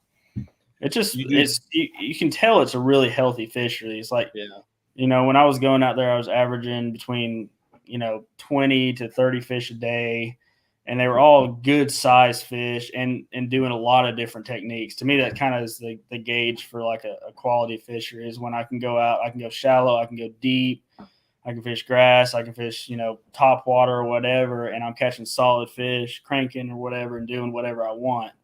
And a lot of them are above average, more like you guys see up north. When you get up there, it's like you see a lot of 3 to 5 pound fish. Whereas, some of our lakes over here, you start getting really top heavy where it's tiny, tiny, tiny, and then a giant, But yeah, I think, is there a Toyota coming up on Dale Hollow right now? I wouldn't doubt it. I'm kind of glad they had that slot limit up there, though, because I think it'd get hammered by a lot more tournaments if they didn't have that slot limit. Mm-hmm. But I think that's kind of helped them with their smallmouth population. But it's a sleeper lake with largemouth, dude. Like the first night I pulled in there last year, I rolled up and started throwing a buzzbait around some shallow pockets and you got ate up by largemouth back there. Nice. Do you ever get out to like Cherokee or anything like that? Cherokee, I've never been. I really like. I've been to Norris a few times. I really like that lake. They call it the Dead Sea. It's a tough lake, super deep, clear. But you can do stuff that you don't normally get to do, like, catch smallmouth on a freaking bullet head grub on 4-pound test out of 60 foot of water kind of deal. So it's pretty interesting. There's so many things. Within 2 hours of me, I can do pretty much anything that you can think of. Nice. As far as fishing goes, trophy class smallmouth and tiny rivers all the way to huge reservoir type lakes to Highland Reservoir type lakes to Tennessee River type stuff. I mean, you name it, you can do it around here. Nice. Yeah, there are some up towards Pigeon Forest. There's some wildfires going on right now. You can probably tell I can barely talk right now. I think it's all the smoke in the air combined with the pollen. See, I guess so Sean's going to be there in 2 weeks.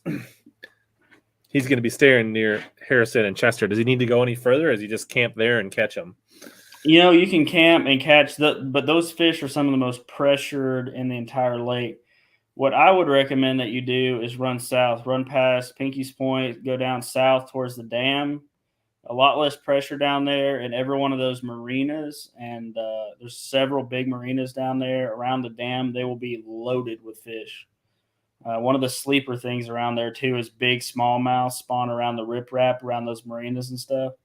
And so you can go and throw a floating worm on that, and you might catch a smallmouth, over 7 pounds doing that. So that's something to think about. We catch giant largemouth on glide baits and bed fishing and all kinds of stuff down that way. But that's where I would slide down there, and then I would, for the fun of it, what you should do is fish down that way, fish south, and then one day drive up to Dayton and fish all those backwaters up there. Give you a really great change of scenery.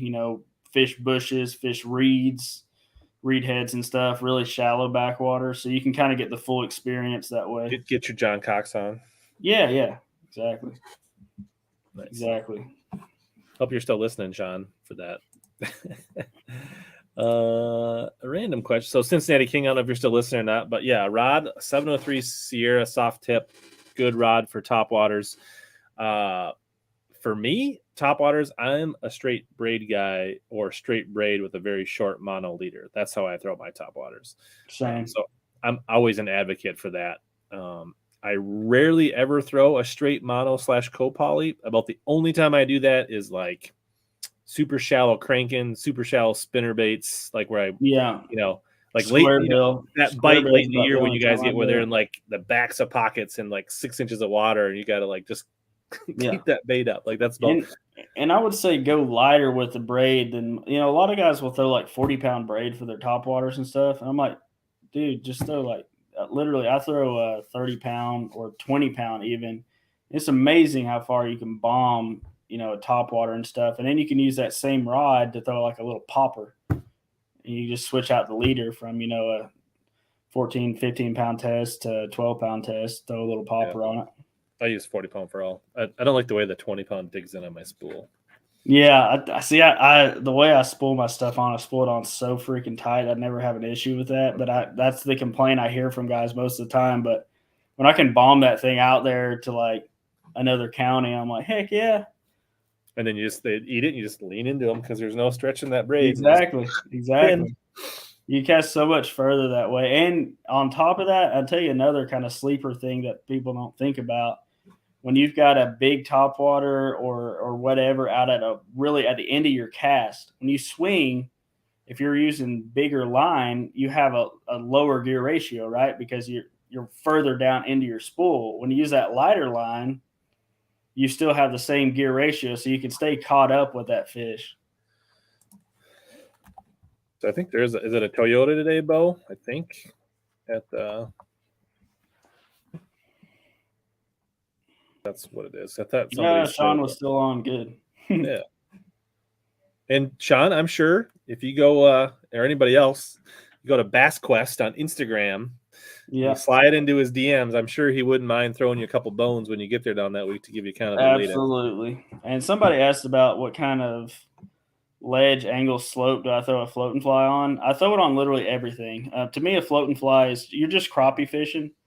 At that point, right, you're just using a cork and a fly. Now, whether that's in 4 foot of water and schooling fish in the late summer or fall, just in the middle of a do-nothing flat, or whether that's 20 foot of water over standing timber, or whether that's on a bluff wall or a creek channel edge, or even floating. A lot of times I'll float the main river edge when the current is high in the wintertime and all the fish are out on the main river edge. So you can do a floating fly pretty much anywhere. It's, again, the power of a bait that is suspended in the fish's zone in their face. One, you can let current take that fly wherever it wants to take it. It's just like when you're fishing a really lightweight Ned rig.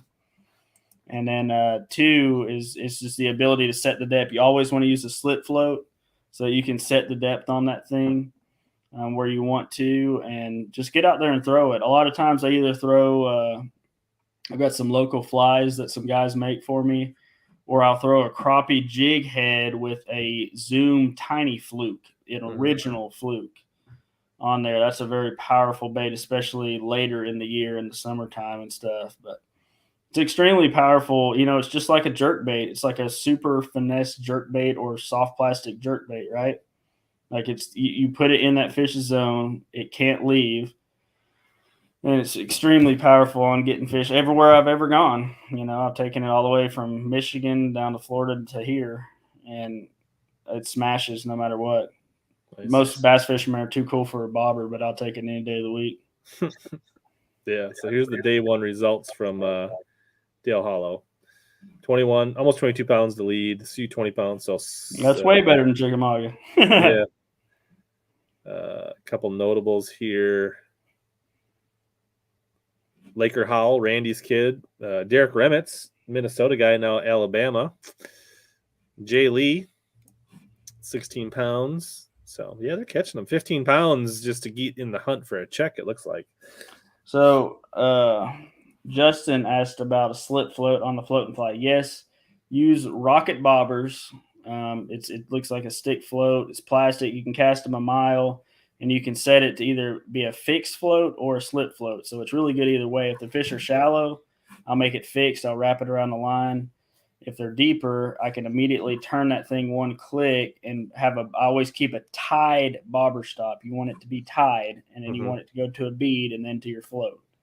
So you can tie that on there. It stays nice and tight. And I always, when I'm running, I use a longer spinning rod. I use a Phoenix. I think it's a 7.7 medium light is what that rod is. And so I can spool up small reel. I'll spool up maybe a 30-foot fluorocarbon leader, anywhere from 5 to 7 pound test, sunline, and then I can adjust that float. So sometimes I'll have that float adjusted all the way down to 20, 25 foot. Sometimes it's adjusted to 2 foot. But it's something that you can always have on your deck, and you can use it in pretty much any situation, especially if fish are big fish, territorial fish are on one spot, one area, or if you're current located fish. Because if you think about it, if you're throwing something into a current, it's penduluming back to you. The power of that float and fly is like, say there's some barge ties going down the river right here. I can throw that float and fly right up against those barge ties and just open my bail up and let the current take it in and out of all those eddies all the way down through there. You can't do that with any other bait that I know of. Right. Without getting your boat straight over top of it. So it's an extremely powerful presentation that nobody utilizes. I mean, I don't even fish tournaments, but last year I won like a ton of little local derbies on the weekends going out, and it was all on a float and fly. It was just super tough out there, and I could catch 16 to 18 pounds, and I blew pretty much everybody out of the water late in the year on that. Do you have a live scope, or do you not do that? Nope. Or you? No. I was just thinking, like, I wonder if live scope and float and fly together. Like, it's amazing. Ben and I got to do it up in Michigan. It was like the juice. Yeah. No docks. That sounds awful, Bo. Yeah, there's some people that prefer mono. To me, once I adjusted my rod and my hook set, my top water. Yeah, just go down a power. That's all you got to do. But it's, and then you just kind of just lean into them. And to me, the big thing is, one, at a certain point on such a long cast, you will miss fish on mono because of too much stretch or co-poly or whatever. Yeah, I think absolutely. And then when they do hit it, you have to set hard, or you won't hook into them. And if they don't get, it's like, yeah, and then like you pull it 20 feet away from them. Whereas like when you lean into it with braid, if they don't get it, it moves like 2 feet, and then it floats back up, and either that one or another one just comes up and pile drives it even harder. Exactly. And then it gives you more opportunities. Yeah. And one thing too, it doesn't wear out. You can have that braid on there forever. And castability, right? You can cast further. Yeah. I don't know. There's a lot of upside, I think. There's too many benefits for it not to just be the way you do it. But, and again, if it works for you, don't change it. But I'm just telling you why I like it and why it works for me. But I always say, doesn't matter what we're talking about, whether we're talking about this scenario or anything else, if it works for you, don't change it. But if you're running into issues, then, listen to maybe some of these. I keep telling StreamYard they need to fix this so the emojis come up, but the juice box emojis are in the YouTube chat. Well, dude, I'm gonna have to pop off here pretty soon. That's I cool. gotta get my butt to bed. That's awesome. I appreciate your time. It's been good. I got a few things that we can cover up here. Yeah. So yeah, that's I had a awesome. blast. I I had a usually blast. try to ask like when you guys got to go, but you've given us plenty to chew on. Yeah. And we'll probably wrap things up here. And I appreciate your time. Caleb does have a YouTube channel. It doesn't have a lot of recent drops, but Yep. I mean, if I you have a lot fish of down, videos from this time frame, but yeah, you're gonna yeah, have to look in at that some old area, stuff. so you can learn a lot about the lakes down in his area and these techniques and things like that. And it's got some really good stuff out there, as well as his Instagram. So check out Bass Quest, any of those places, look them up. And thanks for joining us today, Caleb. All right. Thank you very much. All right. Take it easy, bud. You have a good one. See you. Thank you. All right. So yeah, that was awesome. We got a couple more things we can cover tonight. Tim, thank you. I appreciate the support. I'm glad that code helped you out, which does remind me, I do have something I bought from Omnia that I could open up. But today is the last day to use the March code that's down here, HBMR15. And new code starting tomorrow. But the one thing that's going to change is that my codes will be once per month only. You'll only be using them once per month. So if you're thinking about getting some stuff and you want to get some stuff yet tonight, and then you can use the new code starting in April. But I know my code, I think, is working multiple times per month, but now it's going to go to once a month.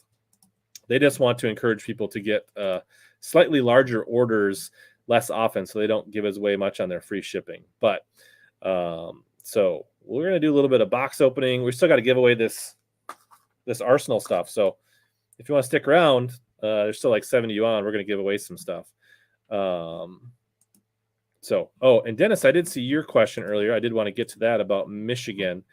So Michigan, Minnesota, we're about the same. And you were asking why are bass so much bigger in the South? It really is growing season. So when we get that ice cap on our lakes, fish kind of like they eat just to maintain. They don't really grow in the winter. So bass down south can grow literally 12 months a year. And our bass up here in Michigan and Minnesota really only grow 6 to 8 months a year. So that's the reason they don't get nearly as big. That and the genetics of the fish are a little different down south. There's some Florida strain the further you get down south, and they have the propensity to grow bigger. Whereas a northern Australian bass, really, it's hard for them to get much bigger than like 10 pounds, 11 pounds. Whereas a Florida strain bass can get, 10, 12, 15 plus pounds bigger. So that's the main differences. Hopefully that answers your question, Dennis. New code is not 40% off. Yeah, tomorrow. So remember, this is a good point from John, Critical Gravy, is you're probably going to see some things on YouTube, Instagram, TikTok that are going to be like, oh my God, that's too good to be true, or that's too crazy. Remember, tomorrow is April 1st, people. Yeah, that's awesome, David. That's cool. The SLX XT is still worth it. Absolutely. I got one. What's the other SLX? Where's the XT? Did I put it back on my rod? I think I put it back on my rod. I got two of them on rods. I got one on my chatterbait rod right there, and the other one is on my jig rod. I got two SLX XTs.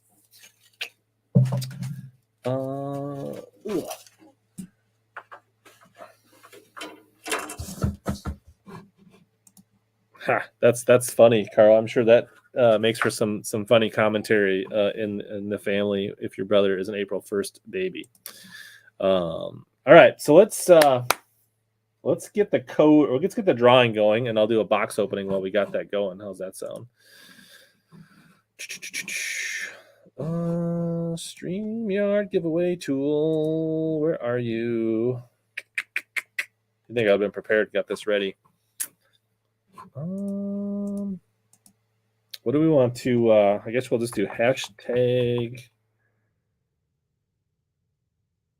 personal. Get that up here, share screen.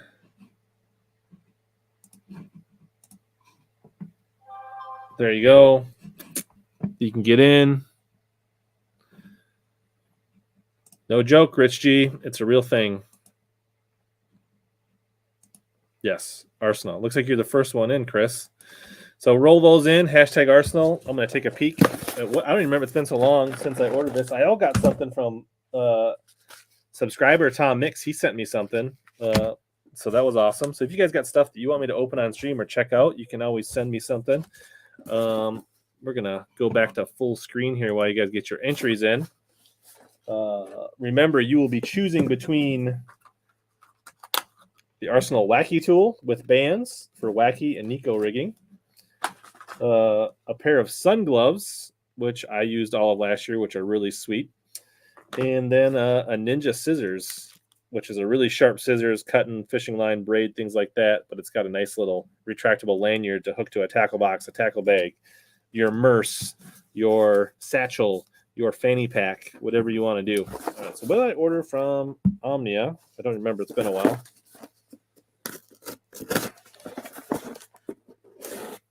Arsenal? Question mark? Like I am Ron Burgundy? All right. Thank you for the order. Something. I don't know what that is. Enjoy? Can't quite make out what that name is. But that's the note. All right. What did we get? I got, I picked up this new color, to me anyways, Jackal Rearranged Jerkbait. It is called Chartreuse Back Pearl. Looks pretty good. This what's up, Uncle Marty? I thought this looked like it would be a really good smallie jerkbait color. It's kind of got a little bit of horizontal, kind of translucent orange belly chartreuse back, either like dirty water, spring largemouth, or any time for smallies. What do you guys think? Is that a good looking jerkbait? And then that weight transfer is like nuts in the Jackal. So they had some of these. They didn't have a lot in stock, but that color looked really good. So grab that Jackal jerkbait re-range. That's what I was thinking. So we got two of those. Another one. And then I grabbed some of these. The 3-inch Boss Scrub, which is basically Berkeley's answer to the Menace Scrub. Thinking that would be a good option for swim jigs, jig trailers, little finesse head. I don't know. Want to try this out, see how it stacks up against the Menace Scrub. Now, this is the 3-inch. I think I'm going to want to get some of the 4-inch because these are kind of dainty looking. We're kind of excited to try these. So that's wasn't a big order. It was just something because of premium membership, you don't have to pay shipping. So grab that stuff. I'm not sure, Tom. Yeah, I think so too. I agree, Chris. All right, 35 people in here, about half of you in. So I'm going to open this up from Tom Mix, who's in the chat. Sent me a little something. Use the Arsenal Battle Braid Scissors to peek into this envelope. Yeah, this is exactly what I was thinking. These are the same packages that I used to get them in, Tom. These Hydro Silk skirts, which I believe we were talking about this on the Jig Squad stream a couple weeks ago, and Tom was like, "Oh, I asked a question about Hydro Silk," and Tom's like, "I had some." It's called Custom Color Crayola Brown Black Flake, and it's a really interesting. It's kind of like a combination of round rubber and silicone. It's very springy. It's a silicone that acts kind of like a round rubber, I guess is the best way to explain it. And this is like a really muted brown color. But this is the skirts that used to come on the really old school first gen true tungsten jigs. And they've got a really unique action in the water, and they've got some really unique colors. They have some muted colors like this that are kind of matte that are really cool. And so thanks, Tom. I will definitely probably take these and tie up some custom Bass Tech jigs with these colors. This will make a pretty good little LBJ, little brown jig, I think. Pretty excited about that. Little tinsel could be good. They do really pulse well in the water. I don't think, is my jig box here? I feel like I tied some up. I did sell one of these CI4s. I still have one left. This needs to ship out tomorrow. So if somebody's looking for a CI4 Crown Arc, I have one that I'm selling. Just let me know on the old IG or something. But I think I tied up a Hydro Silk. Let me check. I don't know if I broke it off or not. I tied some up for the my trip to Louisiana. I just need to look to see if I have any that I didn't bust off. It's not looking good for the home team here. Not seeing it.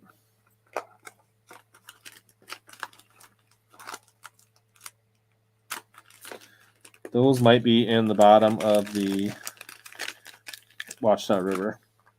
I don't see it. Rip. All right. So, good story, Rich. Label might give you a hint, like this label. See, I remember I think the company was called Hydro Silk, but I'm not sure. But I don't think they're no longer in production. Heading to Table Rock in 17 days. Any hot baits I should pick up? There are more Tackle Lunatic Worlds than not, Gary. Table Rock 17 days will put you in the middle of April. I would think that should be your typical like wigglewort, rock crawler, jerk baits, A-rigs if you're allowed to throw them. I don't know if you're going for fun. Little finesse jigs like this. Those would be the kind of things that I would really focus on Table Rock in a few weeks. I mean, honestly, ball head, little football jigs, jerk baits, rock crawler, wigglewort style jigs, and actually this is it's kind of clumped up, but this is a Hydro Silk skirt. This is one of my old favorite colors right here. This that color right there, this is Hydro Silk. It's a little matted up in my jig box, but that is that material. Yeah, Hydro Silk did come on Picasso jigs. That is true. I wonder if I have any. I know in my skirt making boxes I've got some Hydro Silk. I don't know if I have any in this jig box. I don't think I do. Bum, bum, bum. Thinking full spawn. I think it's going to be a little early for 2 weeks because the spawn is just starting in like Tennessee right now. And so I would say maybe you're getting the early spawn in 2 weeks in the Ozarks, but I don't know if it'll be full on spawn, but I could be wrong.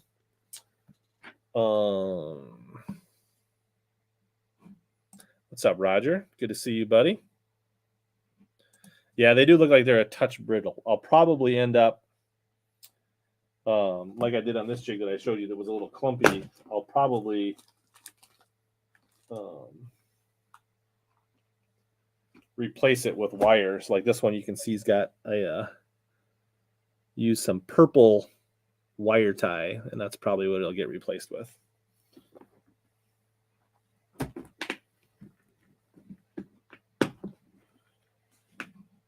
There you go, Tim. Well, thank you, Tom. Appreciate that. Let me get these back in the packages before we forget. So I think my fantasy fishing video will probably come out this weekend for those waiting for that. So 37 people are in this stream, in the drawing. So only about half of you would like to win anything. Let's so we have and I will give away these little, I got some decals too. So somebody can get an Arsenal decal with whatever they win. If somebody wants, I'll throw in the top of an Omnia hat from the custom visor along with your package. And if you see something here that you really want and you don't win tonight, you can use code HellaBass15 at Arsenal Fishing to grab these. So we got sun gloves, and probably, I think so, we'll probably do whatever doesn't give away this week. We'll probably do another one next week, and then we'll probably also give something away in a members only stream as well. So we got the Wacky Tool Kit and the Ninja Scissors. Stickers. All right, let's start. Can we get to 40 before we draw? Can we get 2 more people to get into the drawing before we hit the button? 39.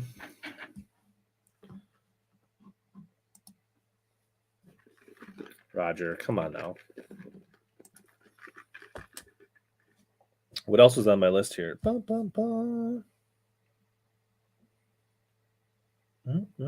think we covered everything.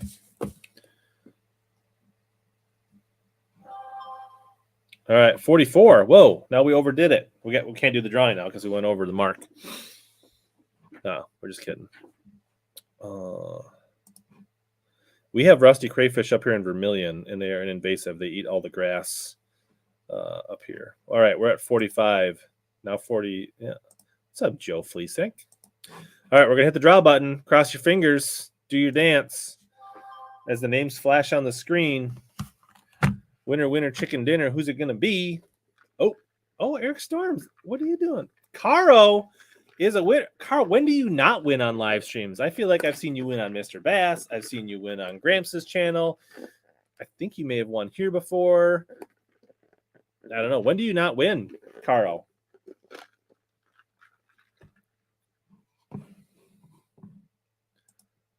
Yeah, I don't think it's... Yeah, who knows? It would be good to see some big bags in Chickamauga show out, but so what do you want, Carl? I have let's see what sizes these are.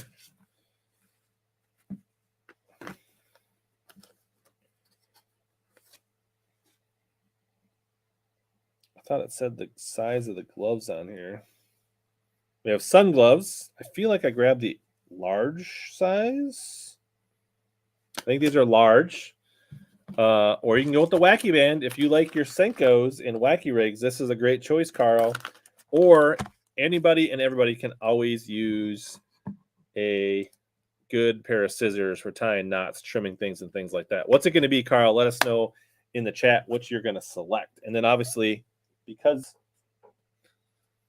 you get an Arsenal sticker.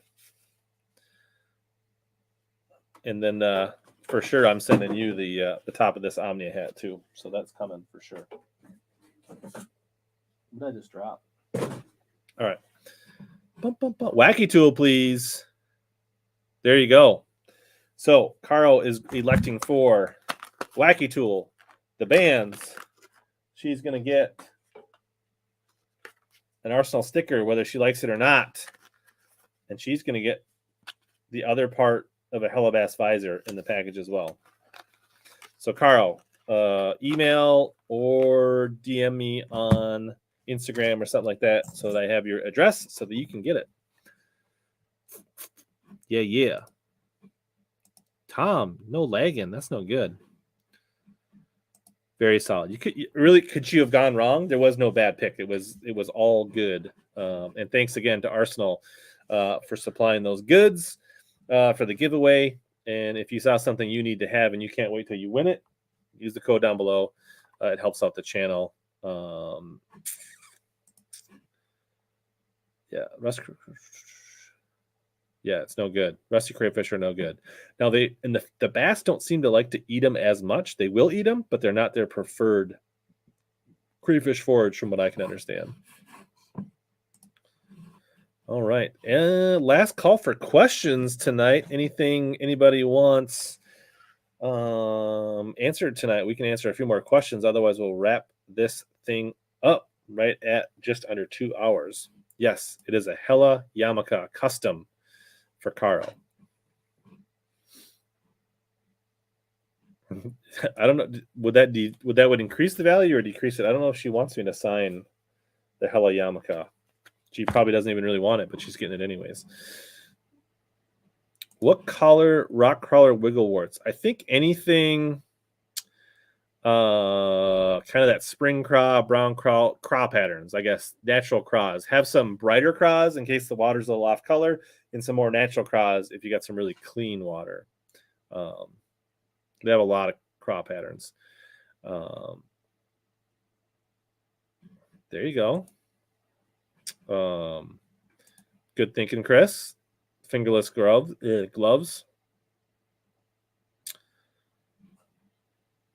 What was I gonna see? Yeah, my fantasy video should be out Saturday, and the article will probably be up Monday on Bassmaster.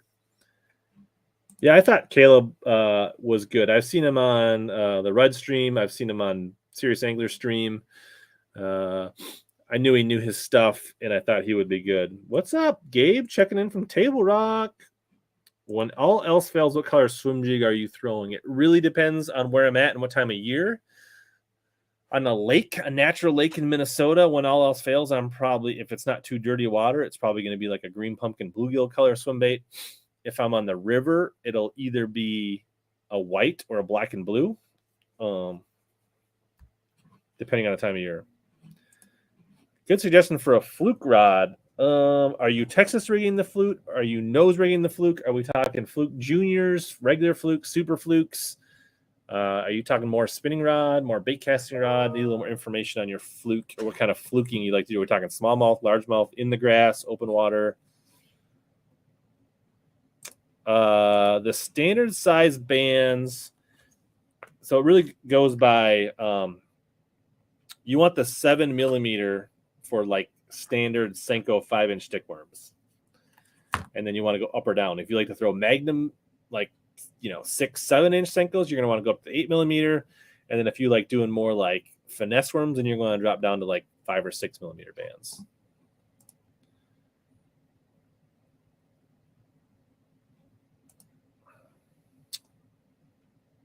Well, thanks for your service, buddy.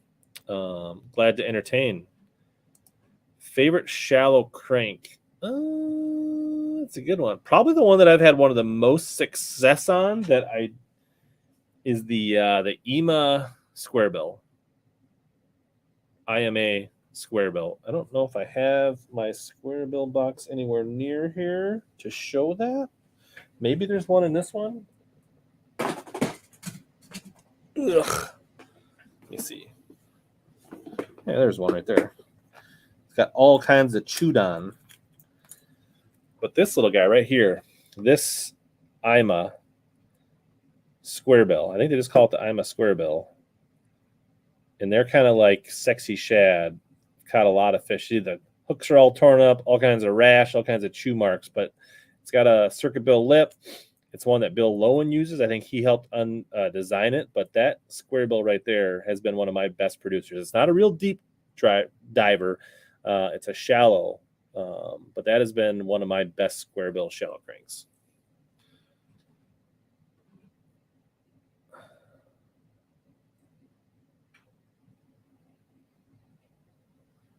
I have not locked in my roster yet.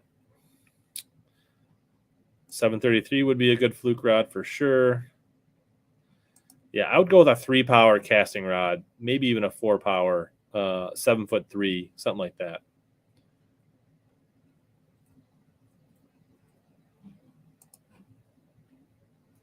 Yeah, Dobbins or 106. Yeah, I'm not a huge swimbait guy, but the Tranks is a super popular swimbait reel. Another one that's pretty popular is the Daiwa Alexa 300. So any of those in the 300 size are pretty good. Topwater, I like 40-pound braid, and then I usually do like a short 15, 17, 20-pound, depending on the size of the topwater, mono leader about that long, like 8 to 12 inches. I caught a few fish on the Black Label balsas down in Louisiana. But for whatever reason, I didn't get on a really good square bill bite. They didn't get beat up too bad. I caught a few fish on them, but nothing to wear the paint off them. They looked good. They fished really good. They came through cover really good. but I never just got on a great crankbait bite down there, and I just bought them late last year. Do they still make them, Tim? Did they discontinue them? Is that why they're cheap, or are they just on clearance? I'm not sure, but they're a good bait. A 703 is a good fluke. I would, 703, 733, anything in there. Thank you, Sycamore. The gloves are nice. I used mine all last year. They're great in the sun to keep you protected, but they're also good on those chilly mornings just to give you a little bit of warmth, but you can still fish in them.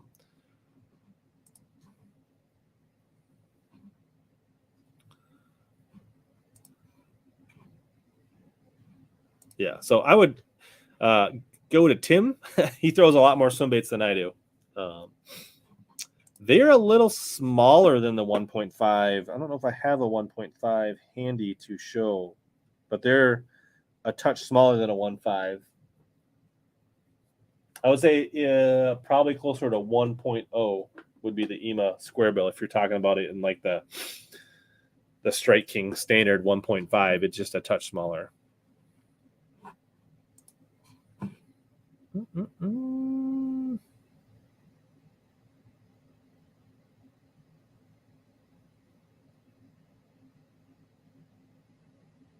Yeah, EMA Shaker is a good flat side too. I've done well on those as well.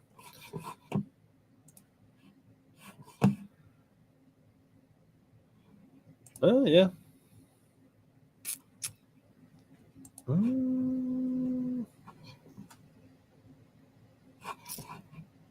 All right. Well, we are just over 2 hours. We covered a ton of ground. Caleb was a good gift. We did a little bit of small opening. We gave away some stuff. We previewed Chickamauga. We'll have, the 6 cents flat 75 is nothing to sleep on. That is a good bait for sure, Darius. But this will be out on podcast. If you came in late, you can catch the replay on Facebook or YouTube. I think it was out on Twitch tonight. I don't know if anybody watched it on there, but I did put it up there. Jay Shakur was on the stream. It was before the St. John's, like, I don't know, January? But he was. But the way he's catching them, we need to have him on again. He was a good guest. We had a good time with Jay. So you can go back and catch that replay in the archives on YouTube anytime you want. Or listen to it on the podcast forum if you search HellaBass in your favorite podcast app. My early pick for my what did I say? My early season pick was Walters. Right now, was it Cox, Mullins are at the top, but I think Polnick's right in there. But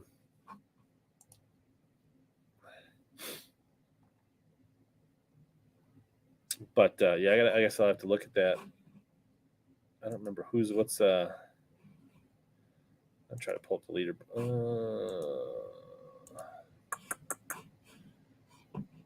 Who's doing? Let's see, AOI standings. But you can still go back and watch it, Joe. That's the beauty of the replay gang. So it's Cox, Mullins, Blaylock, Polnick.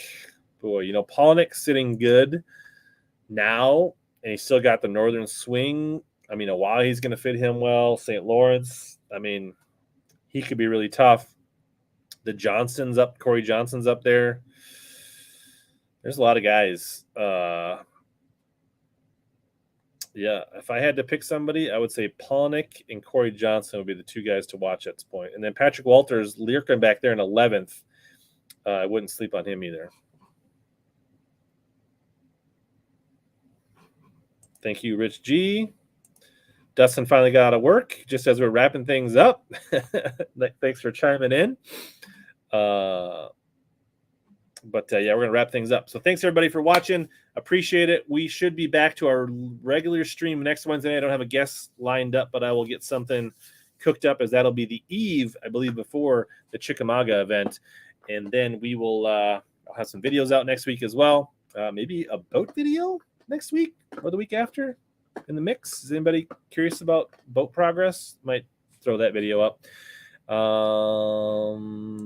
And if you do get one, Dax, you can always get it at Omnia and use the code, save yourself 15%. So Thanks, everybody. As always, here to help you guys catch more big bass and suck less.